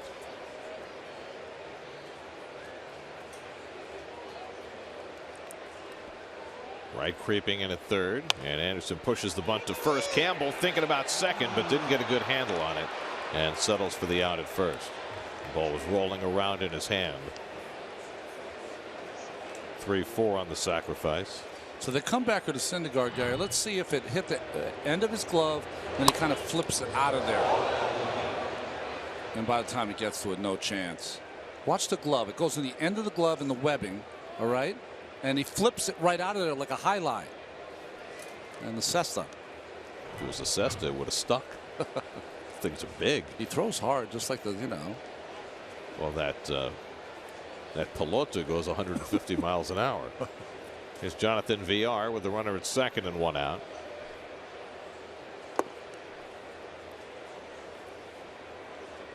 VR has hit a comebacker and struck out 0 for 2 today, but he's had a good series, 4 for 11. Did you see the ground ball yesterday where VR tried to go from second to third? I did. I was watching that game when I came back.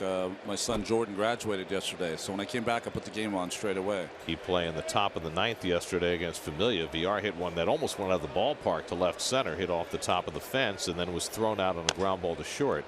Little dribbler, and Rivera pounces on it. Throws out VR as Flores goes to third, 2 away. What were your thoughts about that play yesterday? You know, I listened to it, and I heard what Keith was saying, and for the most part, he's absolutely right. The only issue for VR is that Cabrera was behind him. So your deal usually, I think, and I was told, now it could be different what Keith was told, but if the ball is to this side, you go. And a couple of reasons why. One, it's a tough throw for the shortstop. And 2, there was 1 out. So almost every infielder in baseball, shortstop in baseball, goes to first, gets to 2 outs, and you hope the pitcher can get the guy out while he's on third base. But Cabrera turned the tables on him by making that throw because he had a great touch on it. Scooter Gennett grounds one down to first.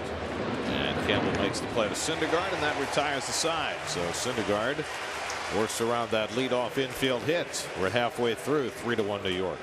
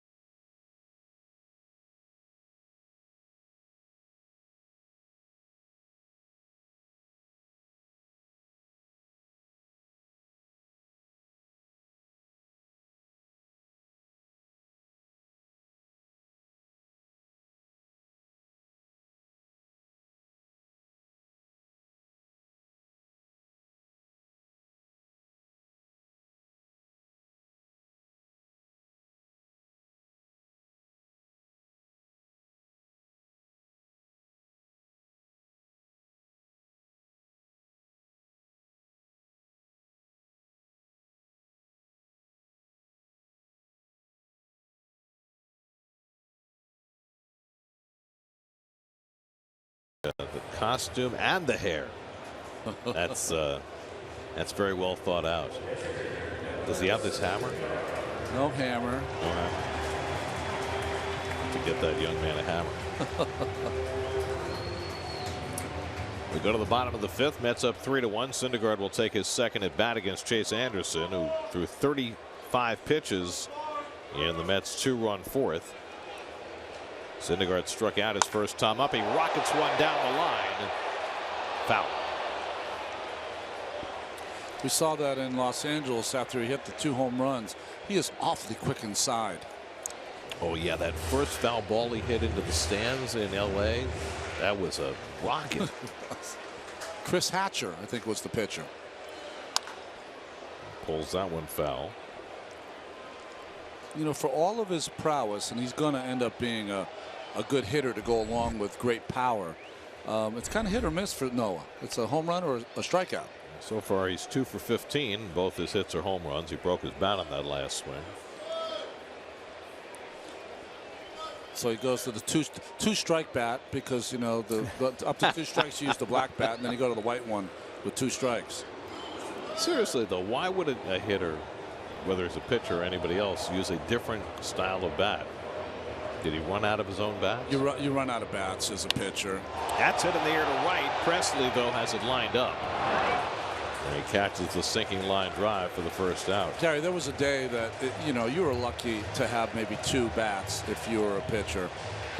Luckily, most pitchers don't make contact, so there's no threat of breaking your bat. I remember when Chipper Jones was still playing for Atlanta, he had a different bat, a black bat for, I don't know what side of the plate, but for each side of the plate, he had a different color bat. I'm thinking Noah Syndergaard will get as many bats as he wants. Yeah, yes, he will. Yes, he will. Granderson's 1 for 2 today. His issue probably is bat companies are banging down his door to represent him. Who do you think's getting more attention from the bat companies, Noah or Bartolo Colon? That's interesting. If I were a company, I would start right now and make only 1 bat just for Bartolo, the big sexy bat. Bartolo will get the assignment tomorrow night in D.C. Did not fare well against the Nationals the other day. He's had 2 bad starts in a row. He needs a good one tomorrow night. Mets need it too, after losing 2 out of 3 to the Nats this past week. And that showed, I think, showed the Mets something. You know, after Syndergaard was so good that first night to come back and win 2 games. I've said this all season long. The season started on this homestand on May 17th. That first game against the Nats on Tuesday. Both of these ball clubs are going to beat up on some of the lower placed teams in the National League, and what they do head to head is going to have a big decision on who wins this division.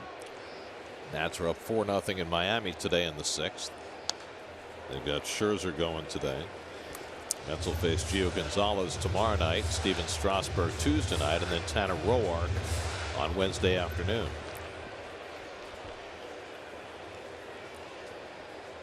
Mets have Colon, Harvey, and Matz going in the 3 games.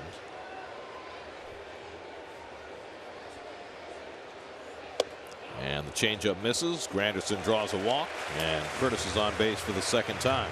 Second walk given up by Anderson. He's up to 90 pitches on the afternoon. Matt's pitching Tuesday. He pitched a simulated game, right, Gary, or somewhat of that kind of game. So well, it was the hidden simulated game, the one they didn't want anybody to watch.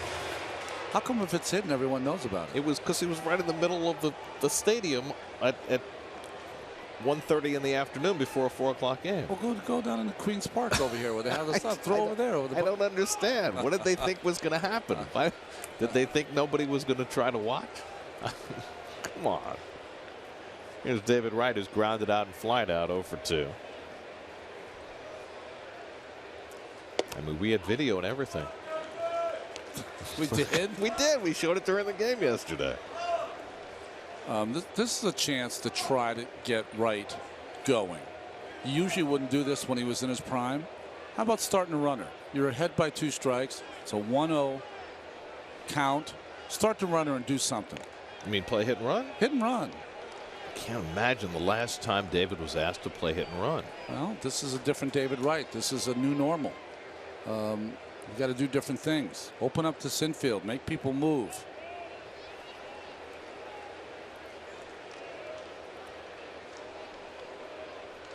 I mean, traditionally, your number 2 hitter was a guy who you could play hit and run with. So I choke up on the bat, hit the ball the other way, take pitches for a base stealer. In this modern day, the 2 hitter has become more of a run producer. A lot of teams are hitting their best run producer second. Mike Trout and others.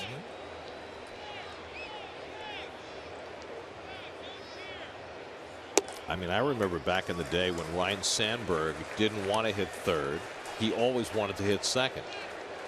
And the Cubs were ridiculed for that because their best, you know, one of their best run producers was hitting second, not third or fourth. 3-0 to right. Would he be swinging again?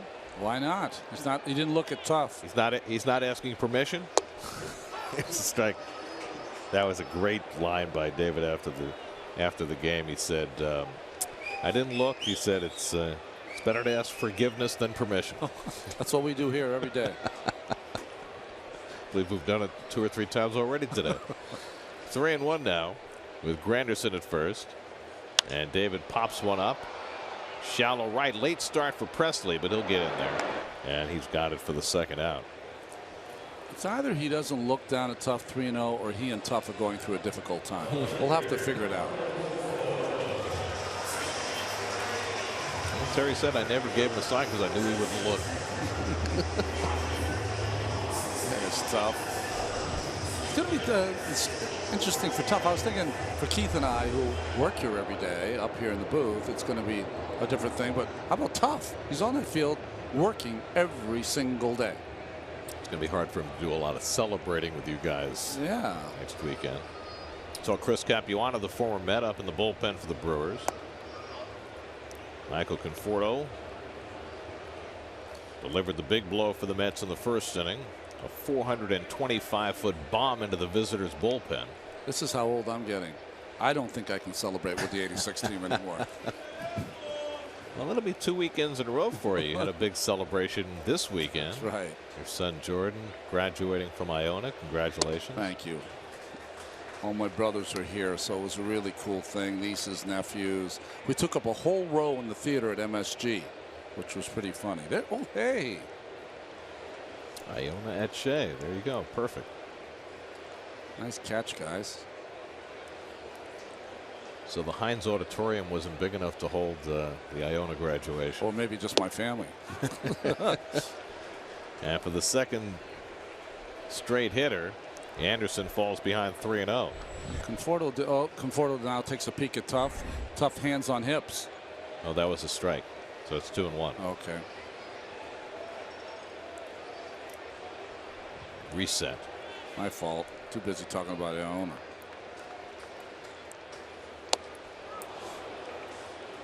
The 2-1 changeup has been a good pitch for Anderson. Successful pitch for Anderson. One to Walker. Here to one to Conforto.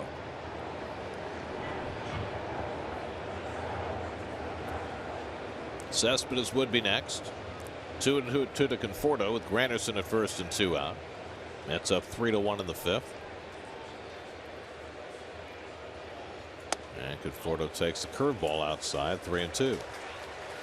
The curveball got Anderson in trouble the last inning when he got one in the middle of the plate to Cabrera, and he singled to drive in 2.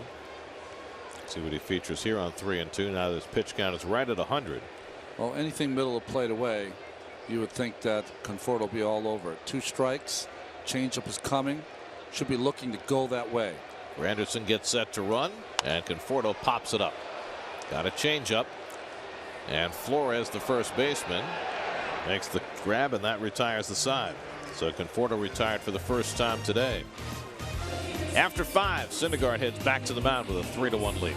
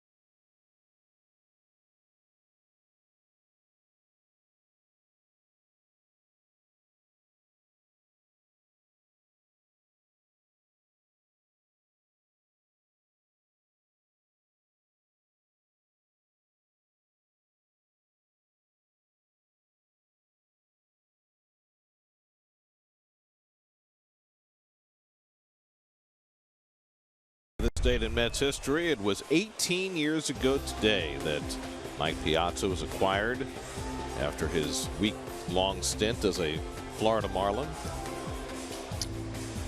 This was his memorable home run on September 21st, 2001. That's a reaction to a different home run. Was that trade was that trade as big as Keith's trade in '83? I think it was somewhat different in this regard. Okay. In '83, the Mets were not ready to win yet. Okay. In '98, they were. Oh, and okay. Piazza was viewed as the piece not to put them over the top at some point in the future, but to do that at that particular moment. Because the Mets had everything else in place except for that big star in the middle of their lineup. So it was, although this one happened in the winter, if Gary Carter had been traded in season, it was that kind of trade. I think it was more like the Carter trade, the Okay. final piece kind of thing. Okay.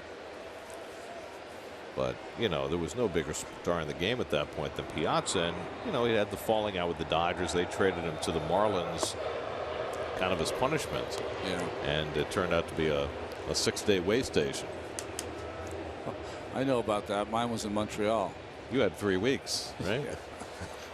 Poor Montreal.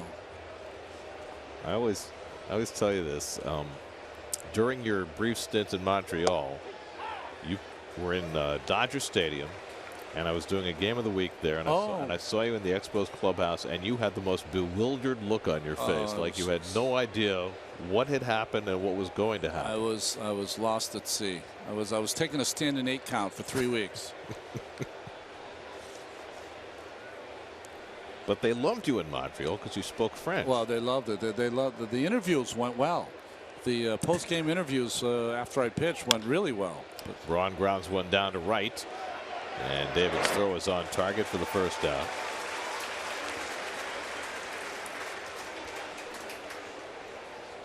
Piazza, okay, 5.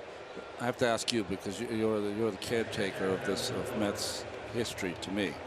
So it's franchise.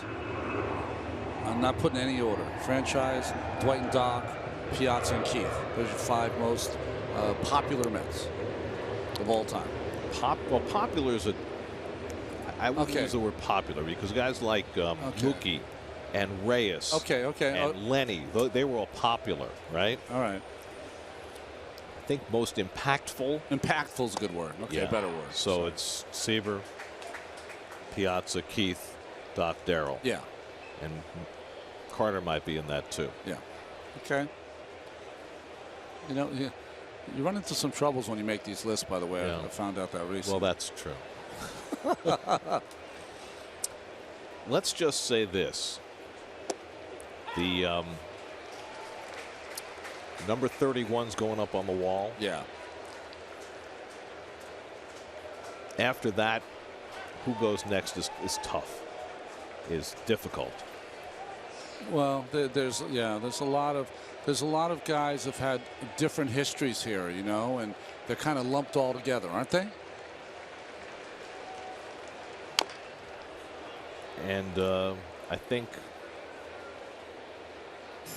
some of the stuff that's happened away from the field affects those decisions. Of course.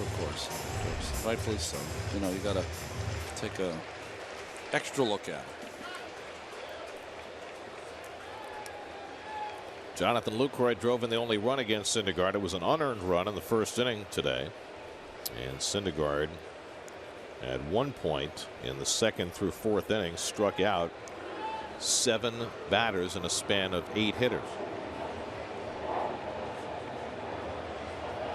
He's got 8 strikeouts for the day. And Lucroy just able to waste away that 98-mile-an-hour sinker. You know how some people are bigger Hall of Fame guys? You know, more people the merrier. I'm more in that group than the just constricted, especially when it comes to numbers in an organization. Personally. See, I like the way the Mets have done it. Like really slow. Keep it. I mean, you have a Mets Hall of Fame for, you know, which is all this stuff. Yeah. Which is more open. Yeah. Where, you know, a lot of folks who are really good go. Strikeout number 9 for Syndergaard as he gets Lucroy 2 out. But to me, the retired number, that's only for the elite of the elite. 4-seamer, And the fastball has gotten Lucroy. The breaking ball is the only pitch he's put in play. Well, if this helps you at all, Gary, of all the listed people, if I somehow am in the periphery of that pie, I'm going to tell you right now that I would like to be, if that ever comes to pass, I got to be out of the booth first before that happens. Is that all right? I can't guarantee you anything. Come on. I'm not in charge. Well, you know, you got to play a part at some point. You know people. Come on. I know people who know people. On to the new at Heiss, who continues to have big problems making contact.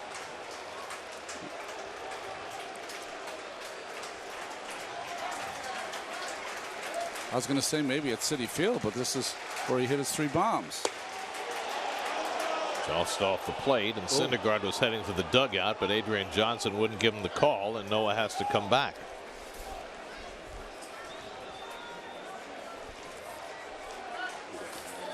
Oh, he's got it. Got the hammer, Gary. Got to put the hammer down.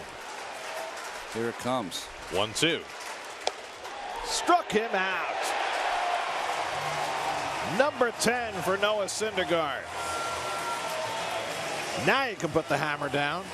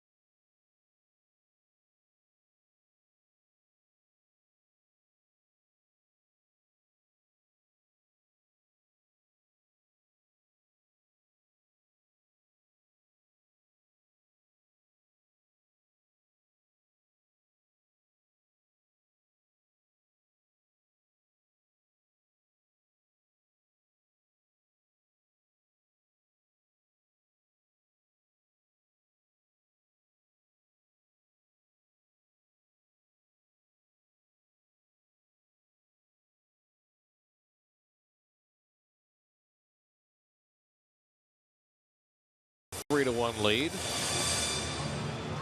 All this week, Steve Gelb's been following the progress of Steven Matz between his starts, and Steve brings us up to date. Well, Gary, yesterday for Steven Matz, he really gave that left arm a rest. Today, the second day after his start, was all about getting the arm going again. He came in about 9:30 this morning, did some cardio, did some sprints, but then he did a SCAPS workout, which is basically a way to strengthen the stabilizing muscles around the shoulder blade. It protects the rotator cuff a little bit and adds more power to the shoulder and to the arm. Then he came out, did some light, long tossing, not a lot of effort, but just a way to stretch out the arm a little bit. Then came back inside and did something that is new to him this season, new to his routine. It's called manuals. And basically what he does when he's doing manuals is he gets a full range of motion going with his left arm, but there's a trainer in there giving him a little bit of resistance on that. And the reason it's important to Matz is that Steven does not like to stretch. He says that he thinks when he throws, that gets the stretching out of the way. And to stretch more with the arm, his arm feels a little too loose. He doesn't feel like he has the same amount of control. So with manuals, it gets the stretching accomplished, but also adds a little bit of a burn, a little bit of strength for Steven Matz, and he likes that better. Feels like it's better for him in between starts. Yoenis Cespedes leading off for the Mets in the home sixth, and that one crossed up Lucroy as Jan Marinez making his first appearance for the Brewers, was not on the same page with his catcher. There's nobody on base, so why the no habla? Caught him right on the wrist and then the mask. This is why catchers hate pitchers at times. Yan Marinez, who came over from Tampa Bay, made a couple of outings with them. If you'll watch, very, very shy in the stretch position. Several changes for the Brewers defensively. We'll catch up in a moment. 2-0 to Cespedes. And he bangs one off his leg. Hernan Perez moved from third base to first base. Aaron Hill came in to play third base. You saw him. He's batting ninth. Ramon Flores moved from first base to center field. Kirk Nieuwenhuis came out of the game, so the pitcher is hitting in the 5-hole. Nieuwenhuis made the last out. Gary, this is what I meant by the shyness here. Oh.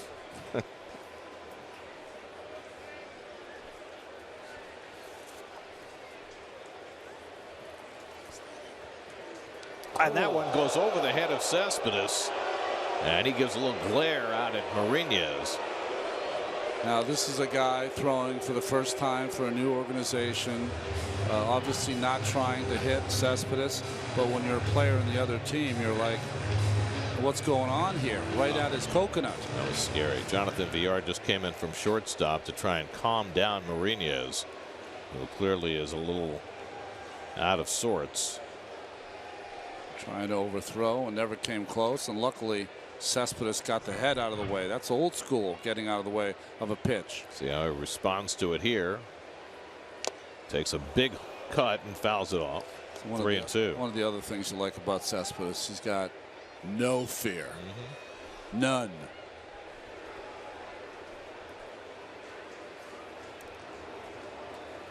Marinez pitched in the big leagues briefly with the Marlins and the White Sox before this year, but pretty much untested. And he walks Cespedes to lead off the inning.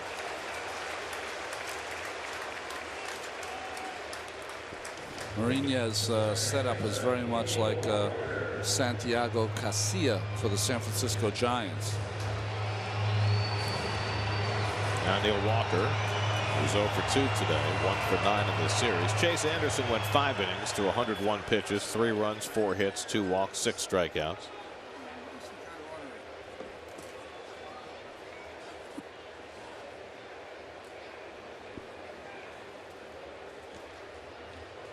And Cespedes, who was putting on his running gloves, casually goes back to the bag. Well, that's what happens when you are a star. You got batting gloves. You got the running gloves.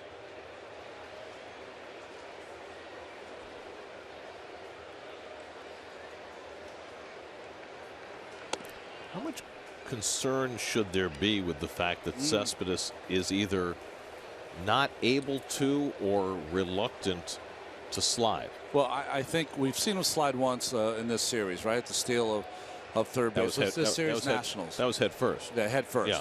So, you know, if he has to, he's going to. Now, I know for a lot of old school folks out there, it's like, well, just slide and suck it up. It's part of the game. But you're hoping that he's going to be an intelligent enough runner to know when to take the extra base, when he's going to be in safely, and it won't be a close play. Listen, if you don't have this guy in the lineup because he slides, I don't even know what the Mets are going to do offensively. Well, when he slid in Atlanta, which was about a week after he first banged up that leg going into the stands, it took him out of action for 4 or 5 days. So you have 2 options out there, folks. You want him to slide, or you want him to play every day for the rest of the season. I opt for door number 2. I wonder at what point that bruise will be healed enough that he'll feel comfortable getting down and sliding. Marinez really struggling. 2-2. It's a young man who's been traded over. It's first appearance for these Brewers, and he's nervous, and you can see it in his pitching.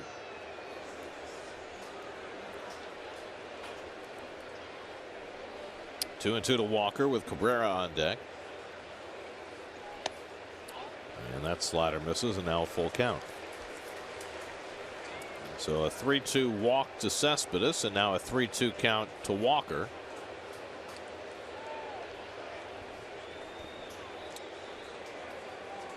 Three 3-1 skinny lead. I still don't think Cespedes is going to run because of the hole.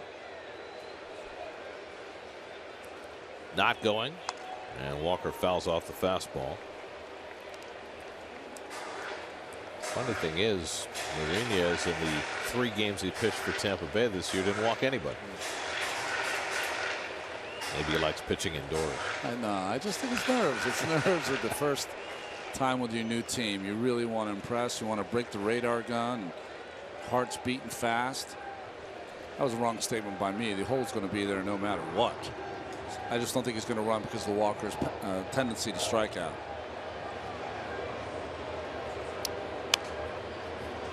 Well, also the other day they ran him on a 3-2 pitch. Walker struck out, and because he isn't sliding, he got tagged out easily at second base. Prefer not to do that again.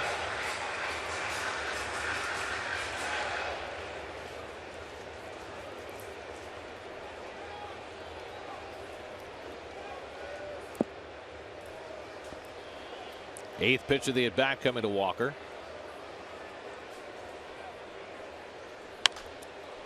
And there'll be a ninth. Around the Majors brought to you by your Tri-State BMW Centers.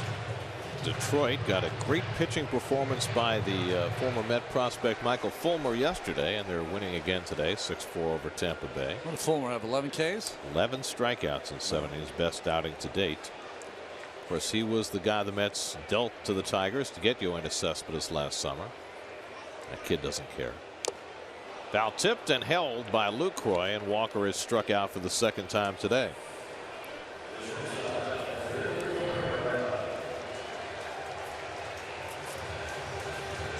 It's a sinking fastball away, foul tipped into the glove of Lucroy. Good catch.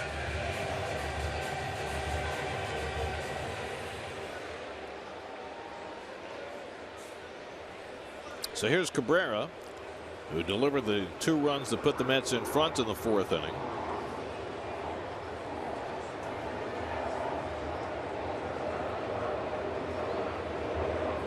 We talk a lot about how the Mets have struggled with runners in scoring position. Well, not Cabrera, not lately. 5 hits in his last 8 at bats with runners in scoring position, including that go-ahead hit in the 4th inning today. How many different kinds of Mets hats do you think they make at this point in the world? I'd love to get a count. See, in the old days, the only ones they'd sell are the ones they wear in the games. Yeah. And in the mid-90s, they wanted to sell a white cap. Really? They wore them in games. I think it was 6 times they were planning to wear them regularly. They were so bad. They looked like ice cream men. It was a very nice cap for the fans to wear. It just wasn't a particularly attractive on-field item. Now they can make all sorts of hats that players don't wear. Back-to-back strikeouts from Mourinho's, and there are 2 out in the inning.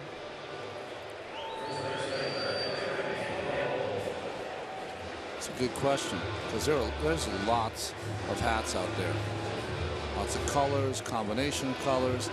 I mean, I can just look down. You got the old blue one here. You got a white and blue one with the white kind of facing. All white with the blue lid. Orange lettering, white lettering. Trying to buy orange. Mr. Met.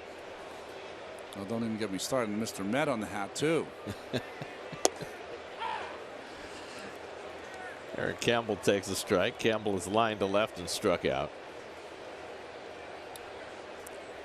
Do you think every team has as many varieties of hats? I think every team now. I know the Arizona Diamondbacks have to. Oh, well. See, that's a perfect example of what I was talking about. You know, they could have sold those Diamondbacks uniforms to fans. They didn't have to put them on the players. That's right. How about Keith on the likeness on a cap? That's got to sell. Brewers cap, yellow and blue. He has so many likenesses. You don't know what you go with Keith.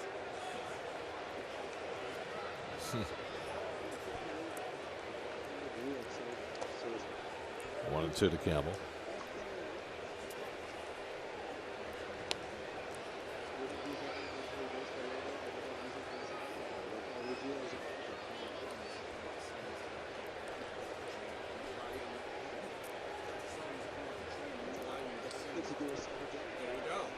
Cespedes at first and 2 out.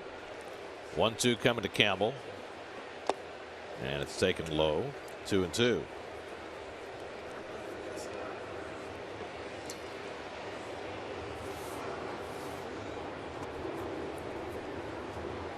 Campbell's made the most of his time playing, hasn't he? He's made some good defensive plays. A couple of hits yesterday.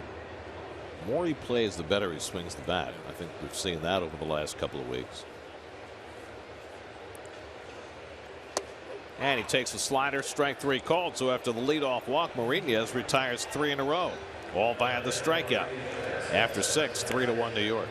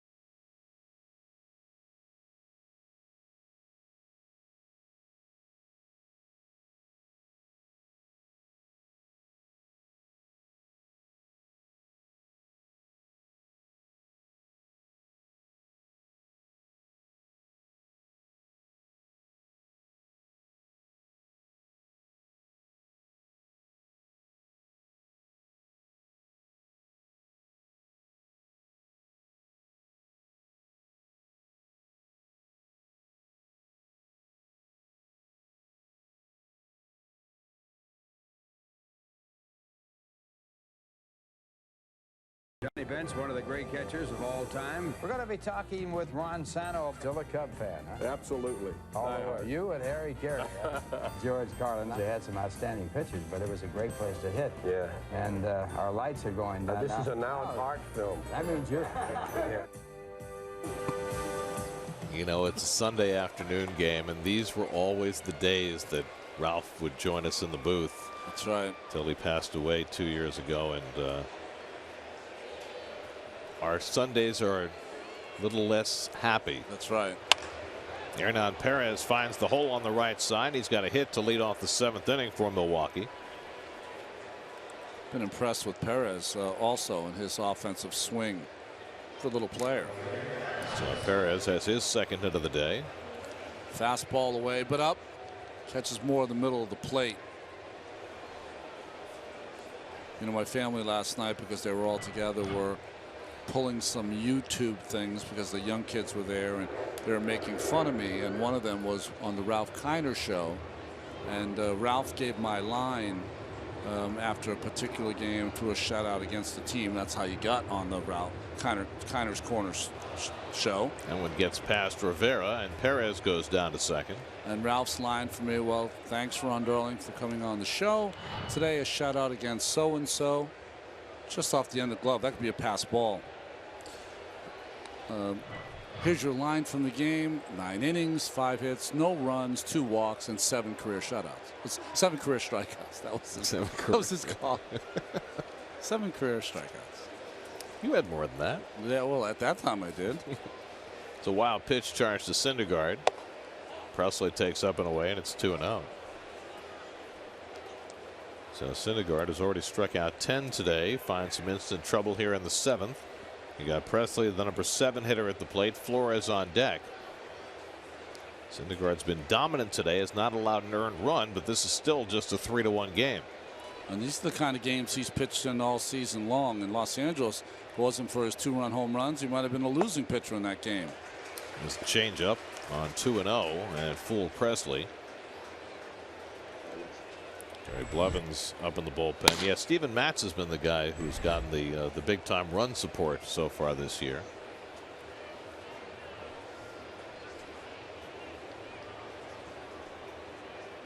Presley is flied out and lined out to first, 0 for 2.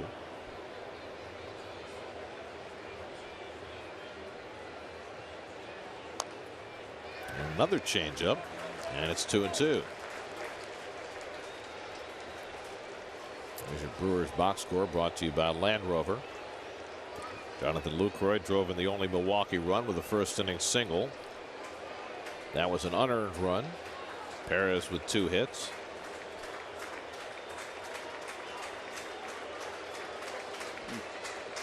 Silhouettes. 2-2 to Presley. And he lines one for a base hit. Perez goes to third and pulls in there. Now the Brewers have the tying runs on base. So Presley, who gave Syndergaard fits his last at bat by fouling off pitch after pitch, this time lines one into left field. Fastball away. Presley's taking some nice at bats up there this afternoon. Former Pirate. Cabrera holding Perez close to second base. So Syndergaard, who cleared 100 pitches for the first time in a while in his last start. He threw 102 against Washington. He's at 100 today. And now he faces a crisis. First and third and nobody out. Ramon Flores, who lined one off the glove of Syndergaard for an infield hit his last time up. And he bounces the curveball, taking off for second. Presley, the throw by Rivera, and he got him! Huge throw by Rene Rivera as he guns down Presley for the first out of the inning. Well, great job by Rene, not only to keep this fastball that breaks before the plate in front of him, but on the run to make a perfect throw to get the runner. Bad play by Flores, down 2 runs. Presley down by 2 runs. Not a caught stealing. 2-6. The play on Presley for the first out of the inning. Perez remains at third with 1 out. Infield back with a 2-run lead. And Flores fouls it off 1-1. Well, the ball beat him. The tag is up high, but he gets him before he gets that foot in. And it doesn't matter because the Brewers are out of challenges. They could ask for a crew chief review, but they did not. Could have stayed with him too because he went past the bag.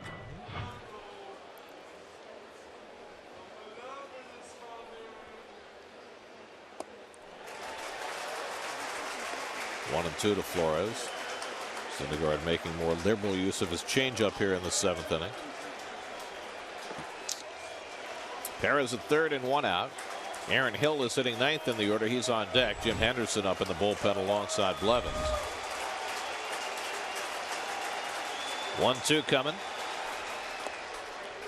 And he misses with the slider. 2-2. The one thing we've seen from Noah, he started with his fastball out of the strike zone and kind of low, but we've never seen him really elevate the fastball and get strikeouts today.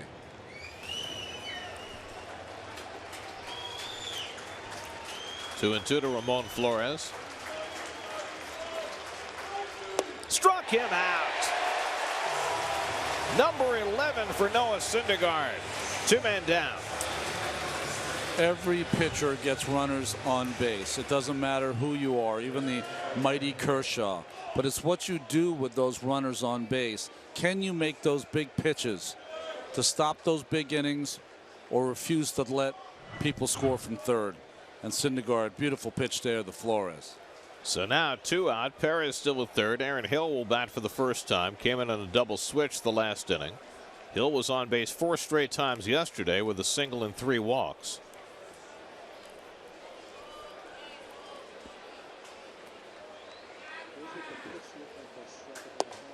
And a fastball in for a strike. 99 in the 7th inning. Halfway to the plate, you think it's going to be a fastball in. And watch the bottom just drop out of this. And Flores misses it, not only because of the speed, but because of the break.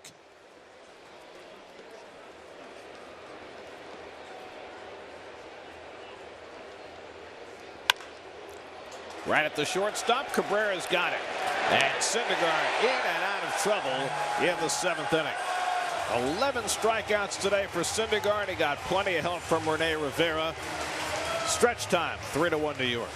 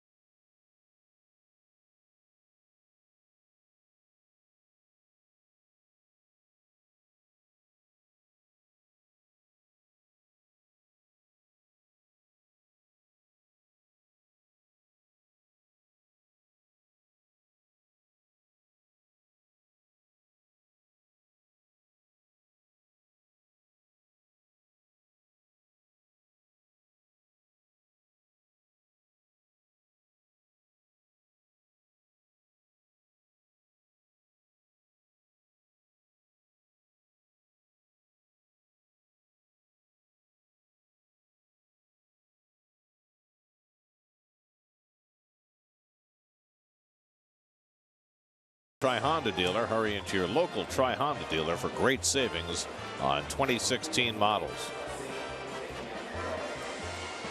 Follow Mets baseball live with the MLB.com at Bat app, which includes game day, live game video highlights, StatCast, news, and more. Download MLB.com at Bat, the #1 app for live baseball on your phone and tablet.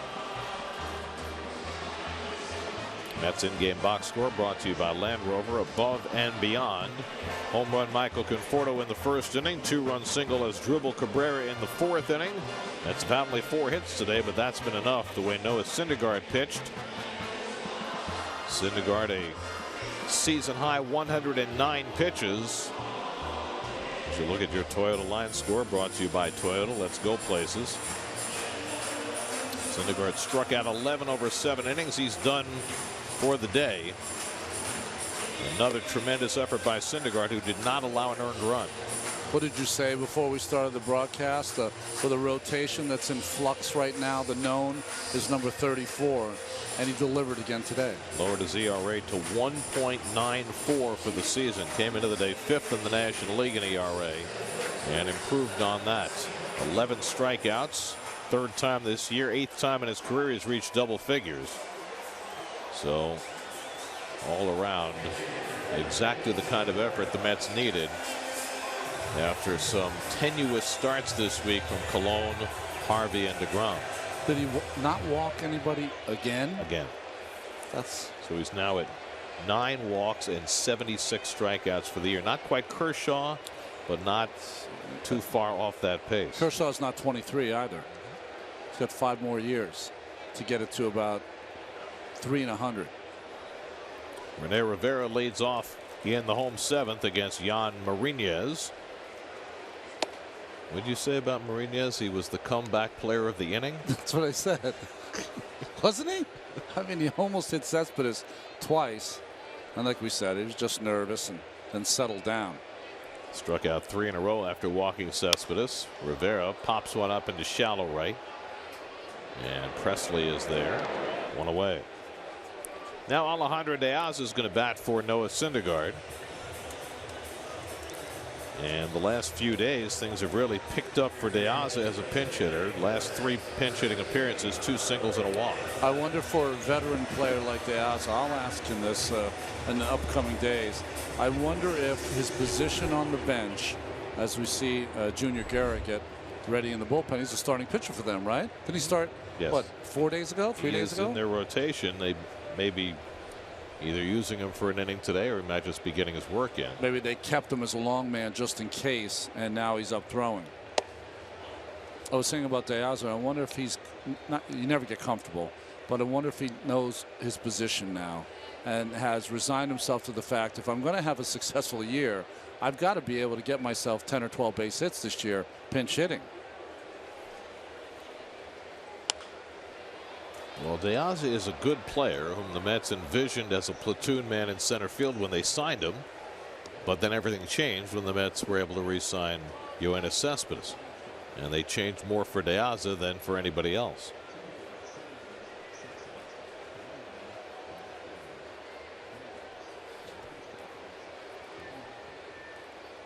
It's going to be interesting to hear the news about Lucas and where he's at with his back condition.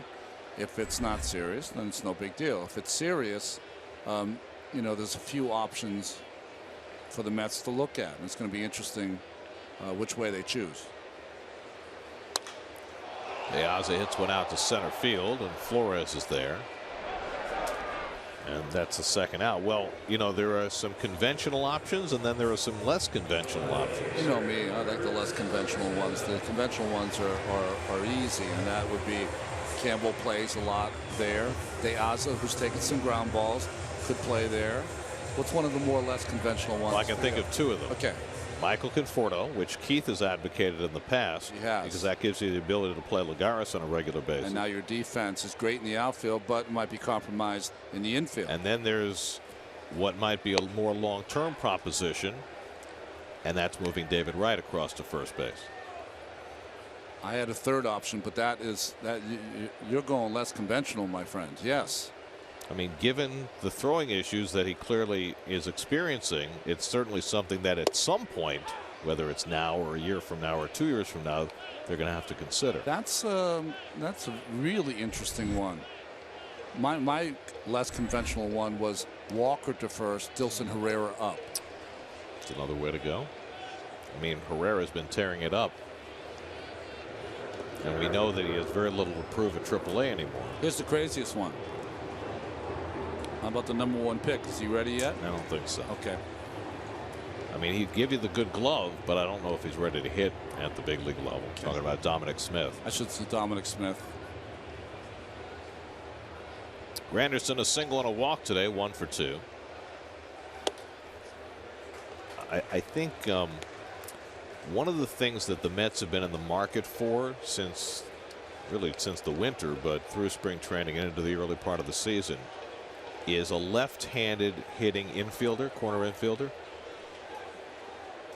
They would be even more in the market for that if Dude is out for an appreciable length of time.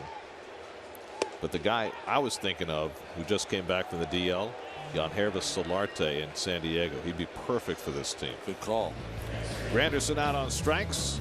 We go to the 8th. Mets 3, Brewers 1.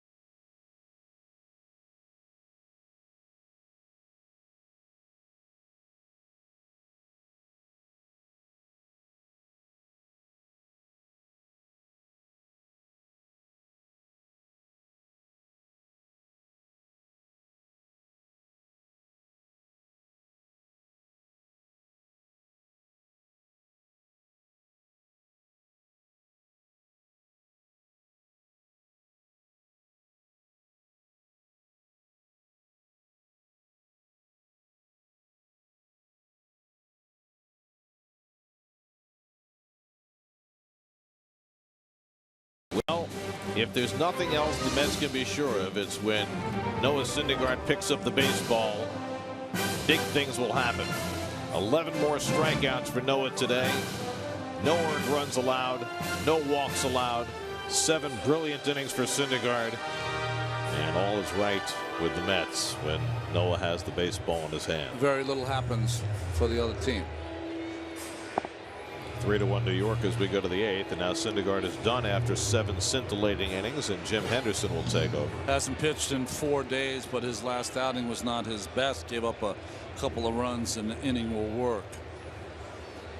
First batter faced .316, too high of an average for Jim Henderson. That's bullpen has been brilliant, and more so in this series. In fact, the last 3 games, Met bullpen has thrown 12 1/3 scoreless innings. But with Addison Reed and Hansel Robles probably both not available today, each worked the last 3 days, Henderson gets the 8th. Jonathan VR leading off in the 8th inning for Milwaukee. VR is 0 for 3 today. Scooter Gennett on deck, and then Ryan Braun. So Syndergaard went 7, 1 run not earned, 6 hits, no walks, 11 strikeouts, 1 wild pitch. What's his ERA down to now? 1.94. It's making a mockery of the game. That's bullpen best in the majors so far this year, and especially good lately when the starters have not been going deep into games. 3 of the last 4 games going into today, the starter had gone 5 innings or less. You know what they've been good at also, and ham and egging it, because after Familia, it's kind of a bullpen by committee, right? Addison really has his role when he's available in the 8th. But Henderson has faltered. Bastardo's picked him up within the inning. Bastardo's faltered. Henderson's picked him up within the inning. Addison Reed is down today. It's Jim Henderson's day to have a 1-2-3 8th. VR swings through the fastball. You know what was impressive yesterday? Reed working the 3rd straight day, got himself in trouble, and found his way through it, even though he was clearly gassed. Through the 3-2 breaking pitch, which took a lot of guts. Struck out Ramon Flores to get through that inning in a tie game in the 8th. 3-2 to VR leading off in the 8th inning today, and he pops one up in foul ground, right going back toward the tarp. Conforto coming in, but it's in the crowd. Here's the ranks for the Mets bullpen. I mean, so good. Doesn't get much better. And I have to say, I was one of the pundits, is too strong a word for me. Skeptics. I was one of the guys in the beginning of the year that thought that if there was a weakness, it could be the bullpen, because you had some guys coming off injury like Jim Henderson. Strike 3 call. Henderson paints the outside corner, gets VR looking for the first out. Well, Henderson, this is big for him, pitching against his old organization. And he had his finest year as the closer for the Milwaukee Brewers, and that one right on the outside corner. Here's Scooter Gennett, who's 1 for 3 today.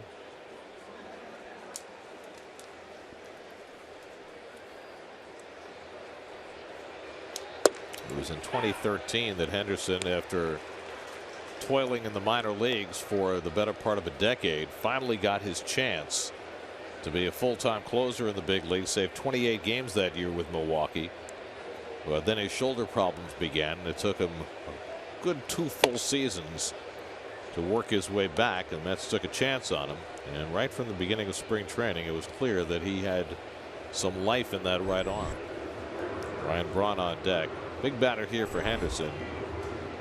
They'll want Braun coming up as the tying run.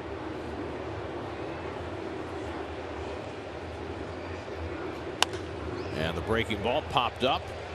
Granderson coming in, Walker going out, and Walker found it. He lost that ball for a while, had to circle out to recover his bearings, and was able to make the play because Granderson was not going to get there. You know, we never talk about infielders and their ability to go back on a pop-up, spend so much time on their ability on ground balls, but Neil Walker is very good at this, and he likes to go get them. What you need in your infielders, the guys that are always good at this, are the ones that are aggressive and want to go out and catch it, and Walker's one of those guys. So 2 out, nobody on, and now Braun comes to bat in a spot where he can't tie the game. He's 0 for 3 today, and has returned to action after missing the last 4. And he fouls off the first pitch fastball. Again, swinging at the first pitch is Braun. He's been out for a few days, maybe you know, overly aggressive. Well, it's not been a pretty day for Braun on any front. He let a pop up by Cespedes fall in front of him, and it led to the Mets 2 runs in the 4th that gave them the lead. Milwaukee had kind of the same decision that the Mets had. They had Reyes and Wright here, who to sign for a long-term deal. Brewers had Prince Fielder and Braun and had to make a choice. Fielder went to Texas. Well, Fielder has certainly had his issues over the last few years. Yes. Braun, when he's been healthy, has played well, but he merely disgraced the organization. Yeah.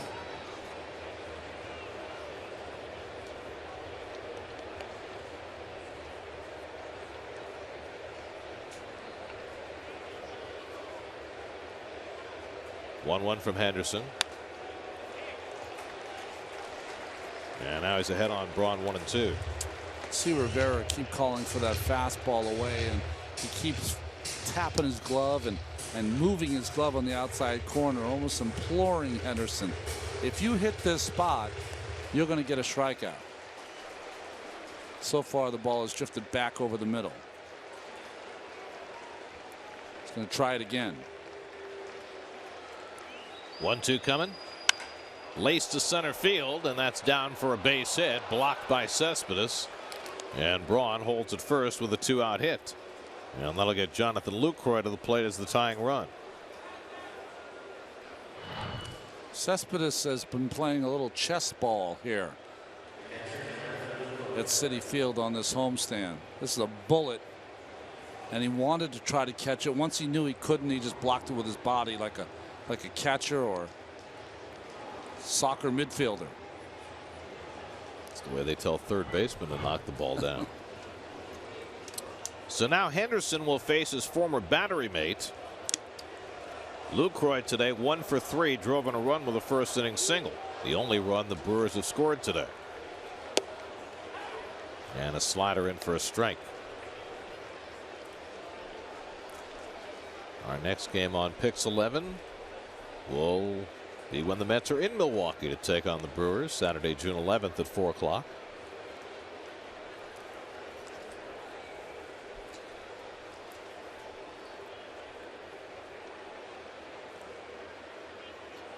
Lucroy goes after that slider, and now it's 0-2.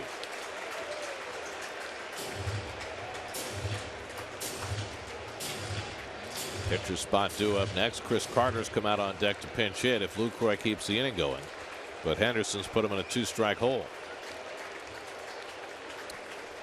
You throw him another slider further off the plate? Well, you got to bounce it because we've seen Lucroy, his ability to hit the breaking ball in the zone. The fastball has beat him, though, from Syndergaard. First fastball from Henderson is fouled off. 96. That's about as hard a pitch as he's thrown all season. There's Carter, big home run hitter. Got the day off today. Got to get Lucroy. You don't want Chris Carter coming from the plate. So when Rivera goes out here to Henderson, he really wants to take the temperature of Jim and know what he's thinking. You know, what do you want to do? And usually with an 0-2 count, he's probably telling him, hey, listen, let's bounce a breaking pitch before we throw another fastball. But they're trying to work on 2 pitches here. What we want to do now, if it works, we're out of the inning. If it doesn't work, where do we go next? Still wants him to paint him away. And Lucroy fouls it away. So Henderson is pitching the 8th because Reed has pitched 3 days in a row. Just looking ahead. Yeah. If Familia pitches the 9th, it will be his 3rd day in a row.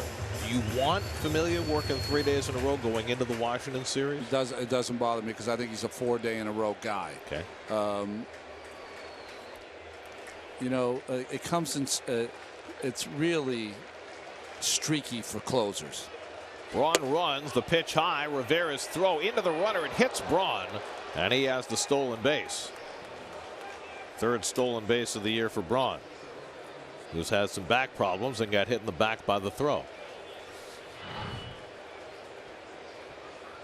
Just such a huge jump off Jim Henderson with a 2-run lead. I don't think he was even paying attention to Ryan Braun, then hit him right on the numbers or the name.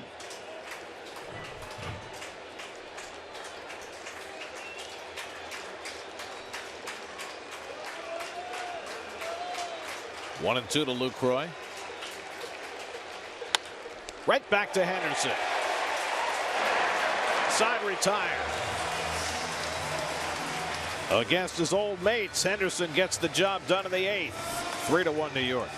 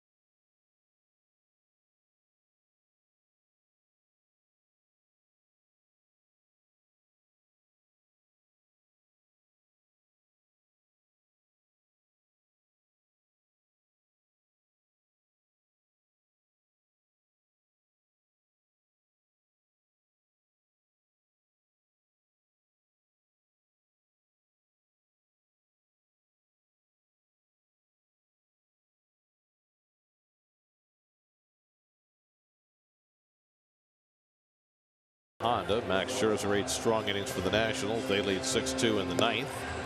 The Phillies got 7 strong innings from Jared Eichhoff, and they lead the Braves 5-0, trying to salvage the finale of that series. Zach Greinke has the Diamondbacks in front of the Cardinals 5-1 in the 5th. And the night game tonight, Cubs and Giants. They've split the first 2 of that series. Madison Bumgarner goes tonight against Kyle Hendricks. Matt Cain got his first win of the year last night for the Giants against the Cubs. Play of the game brought to you by your Tri-State Audi dealer. This was huge. Rene Rivera gunning down Alex Presley, trying to advance in the 7th inning. Rene Rivera is going to get a little more playing time as you go along. He might be a couple of 3 days a week kind of deal. Jeremy Jeffress, the Brewers closer, will get an inning of work here. Well, this kid can really throw it. Good fastball, outstanding breaking ball. Just coming off his last appearance, blown save against the Cubs. Just getting some work today. David Wright leads off for the Mets in the home 8th inning. David is 0 for 3 today. Ground ball and 2 fly balls. And he takes a strike from Jeffress. You know, it's great to get your closer work if he hasn't pitched in a while. But, you know, this is a 3-1 game, you know. If you needed him later, you would not have the availability of him. A little bloop into shallow right, and David's got himself a base hit. So the Mets got the leadoff man on in the home 8th.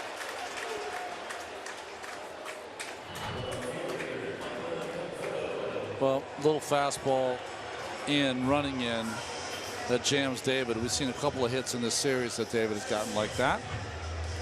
One a day. Take them all. Here's Conforto. Mets were down 1-0 when they came to bat in the bottom of the 1st, and Conforto tattooed one into the visitors' bullpen for his 8th home run of the year. He's also walked and popped up 1 for 2. So Conforto, who had been struggling coming into this series, 4 for 9 with a double and 2 home runs in the 3 games.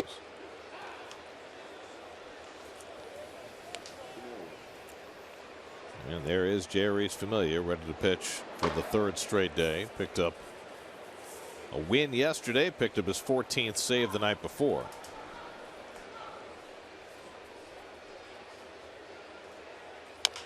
Slowly hit. Perez goes to second and gets the force play there.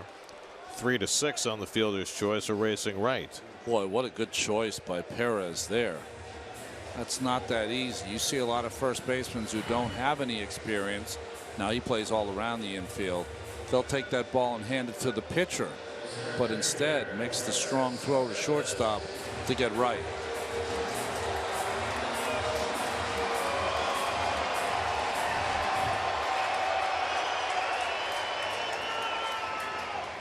So 1 out and 1 on. Now Cespedes, who has a pop fly double and a walk today, 1 for 2.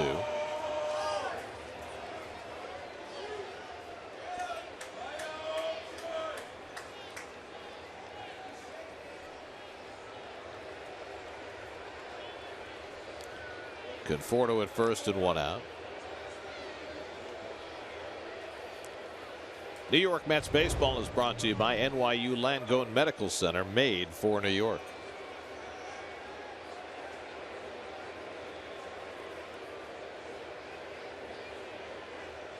Jeremy Jeffress, first drafted by the Brewers in the 1st round back in '06, and then was traded a couple of times before landing back with the Brewers organization as a free agent a couple of years ago after he had been released by Toronto.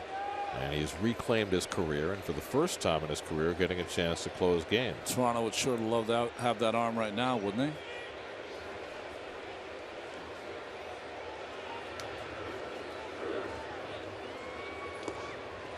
Curveball off the plate, and it's 1-1. When he was first signed, the Brewers had the idea that Jeffress was going to be a starter, but after a couple of years in the minor leagues, it was clear that he was more suited to the bullpen, but never got a chance to close in the majors. Only had 1 save in his career before this year. And he had been perfect in save opportunities till Wednesday when he let one get away against the Cubs. Well, that's a good breaking ball he has there.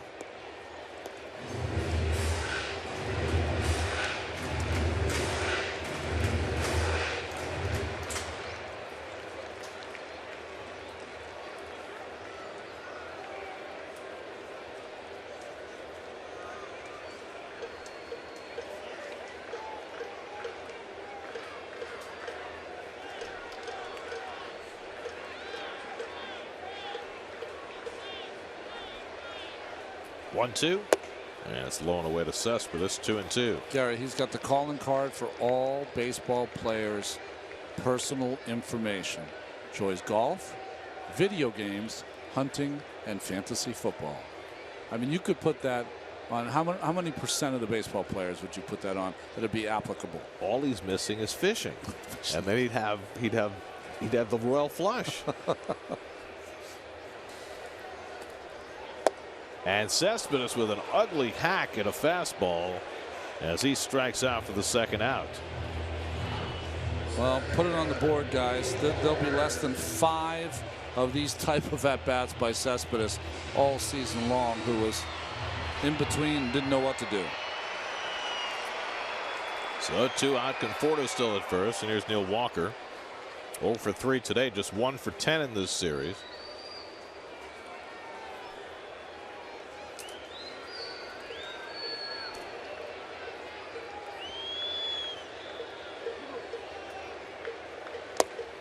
Interesting that Antonio Bastardo has gotten up alongside Familia in the Mets bullpen. What does that mean to you? To me, it's all about just be ready in case one of these guys, Cespedes came up, and now Walker, if someone flips someone for a 2-run bomb, then it would be Bastardo in the 9th. Brewers have the pitcher's spot. Perez and Presley due in the 9th inning.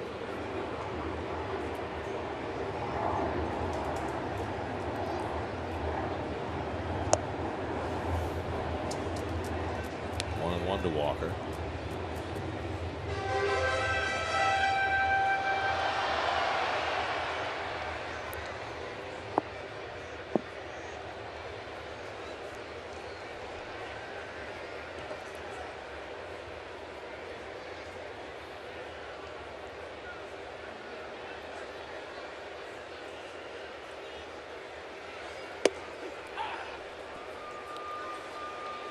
Jeffress was first traded from Milwaukee to Kansas City. That was the deal where the Brewers got Zach Greinke. Is that where Escobar? Alcides Escobar and Lorenzo Cain also went in that deal to Kansas City, so it turned out to be a great deal for the Royals. Brewers only got a little bit of Greinke, but they wind up getting Jeffress back. Well, they got into the division series against the Cardinals that year. Line into left, a base hit for Walker. Conforto will go first to third. Walker slams on the brakes. He'll stop at first. And the Mets have runners at the corners with 2 out.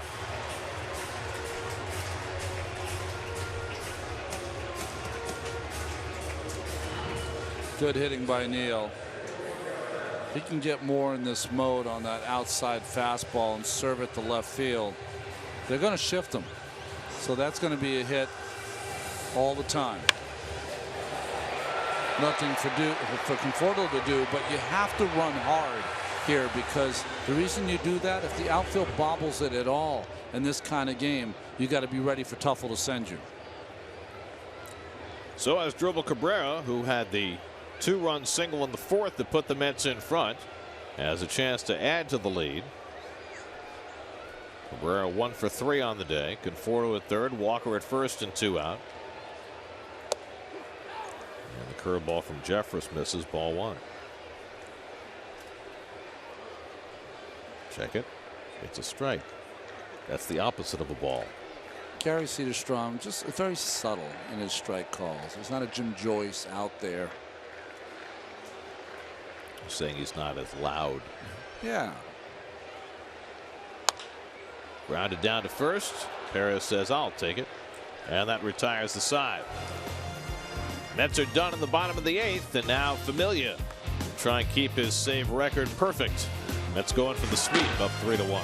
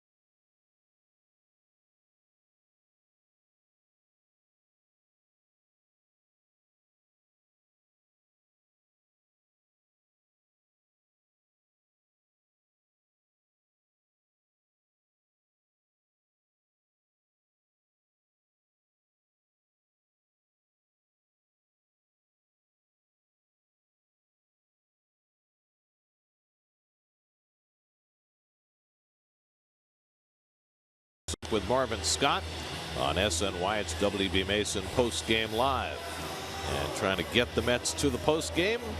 Well, first here's Yoenis Cespedes in left field, Juan Lagares in center, the usual late inning outfield defense, and there is Senor Familia looking for his 15th save. Well, he's perfect so far. That's tied for third with John Franco. In second place, K-Rod at 16 for 16 to open the season, and Armando Benitez. 24 for 24. Colin Walsh will be the pinch hitter for the Brewers, leading off in the 9th inning. Walsh, the Rule 5 pick, struck out as a pinch hitter yesterday. Brewers pinch hitters are hitless in their last 19 at bats, and Walsh has had a bunch of those, hitting .087 for the season.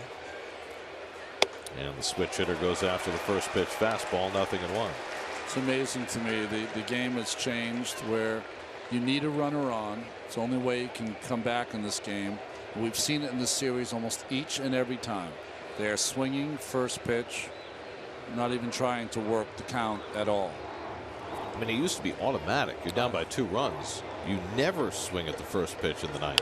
Make him throw a strike. That wasn't one. Tapper, and Familia makes the play for the first out. That was a wasted at bat. Well, the analytics will tell you, Gary, swing the bat. Well, Brewers pinch hitters now 0 for their last 20. Analytics will tell you that's not good. Yes, so will I. We agree with that one. Yeah, I think we're all on the same page with that. 0 for 20, not good. Here's Hernan Perez, who's had a nice day with the bat. 2 for 3 at a base hit leading off the 7th against Noah Syndergaard. Brewers had their best threat in that 7th. They had first and third and nobody out. But then Presley tried to advance on a short wild pitch, was thrown out. Syndergaard struck out Flores and got through the inning. Syndergaard went 7, did not allow an earned run, struck out 11 today. Chopper, tough play, right with the bare hand, and the ball can't be handled by Campbell. Tried to grab it and make the tag all in one motion, but it popped out of Eric's glove. You know, I think he still was on the bag, but I think the runner, Perez, ran right into his glove, knocking it out. The bare hand's there. The throw has got to be, as he gets it with all of his mitts, his old mitt there, but he's on the bag. I just think that the runner runs right into his glove and kicks it out. Oh, hand. His left hand hit it at the very end to knock it out. Didn't do it on purpose. It wasn't an A-Rod play. Just happened to get his hand on the glove. Somewhere Bronson Arroyo was smiling. Just gets it with the left hand. Oh, right there. So the tying run comes to bat. Alex Presley, who's 1 for 3 today. He had some good at bats against Syndergaard. And now Chris Carter has come out on deck to bat for Ramon Flores. So the big home run bat of Carter looms.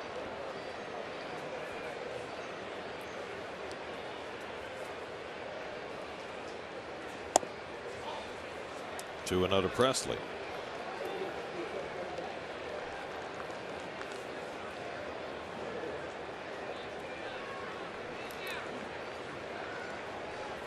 Dugout shop is that away. He's got his own dugout shop, huh? He's big, Mr. Matt. And not just his head. 2-0 coming. Double play ball if they hurry. Walker to Cabrera to first. Double play and the ball game is over. Jerry's Familia gets the save. Noah Syndergaard gets the win with 7 strong innings. And the Mets sweep a 3-game series from the Brewers in Queens for the first time since 2002. Well, not a lot of offense for the Mets, but enough with Conforto and the big hit by Cabrera on the 2-run single on the curveball from their starting pitcher. And each and every time Noah Syndergaard pitches, he's really the story. Jim Henderson with a scoreless inning. Familia now 15 for 15.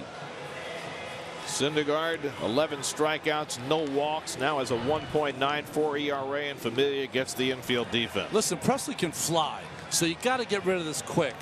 Good hard throw from Walker, and Cabrera put a little extra on that ball to first base.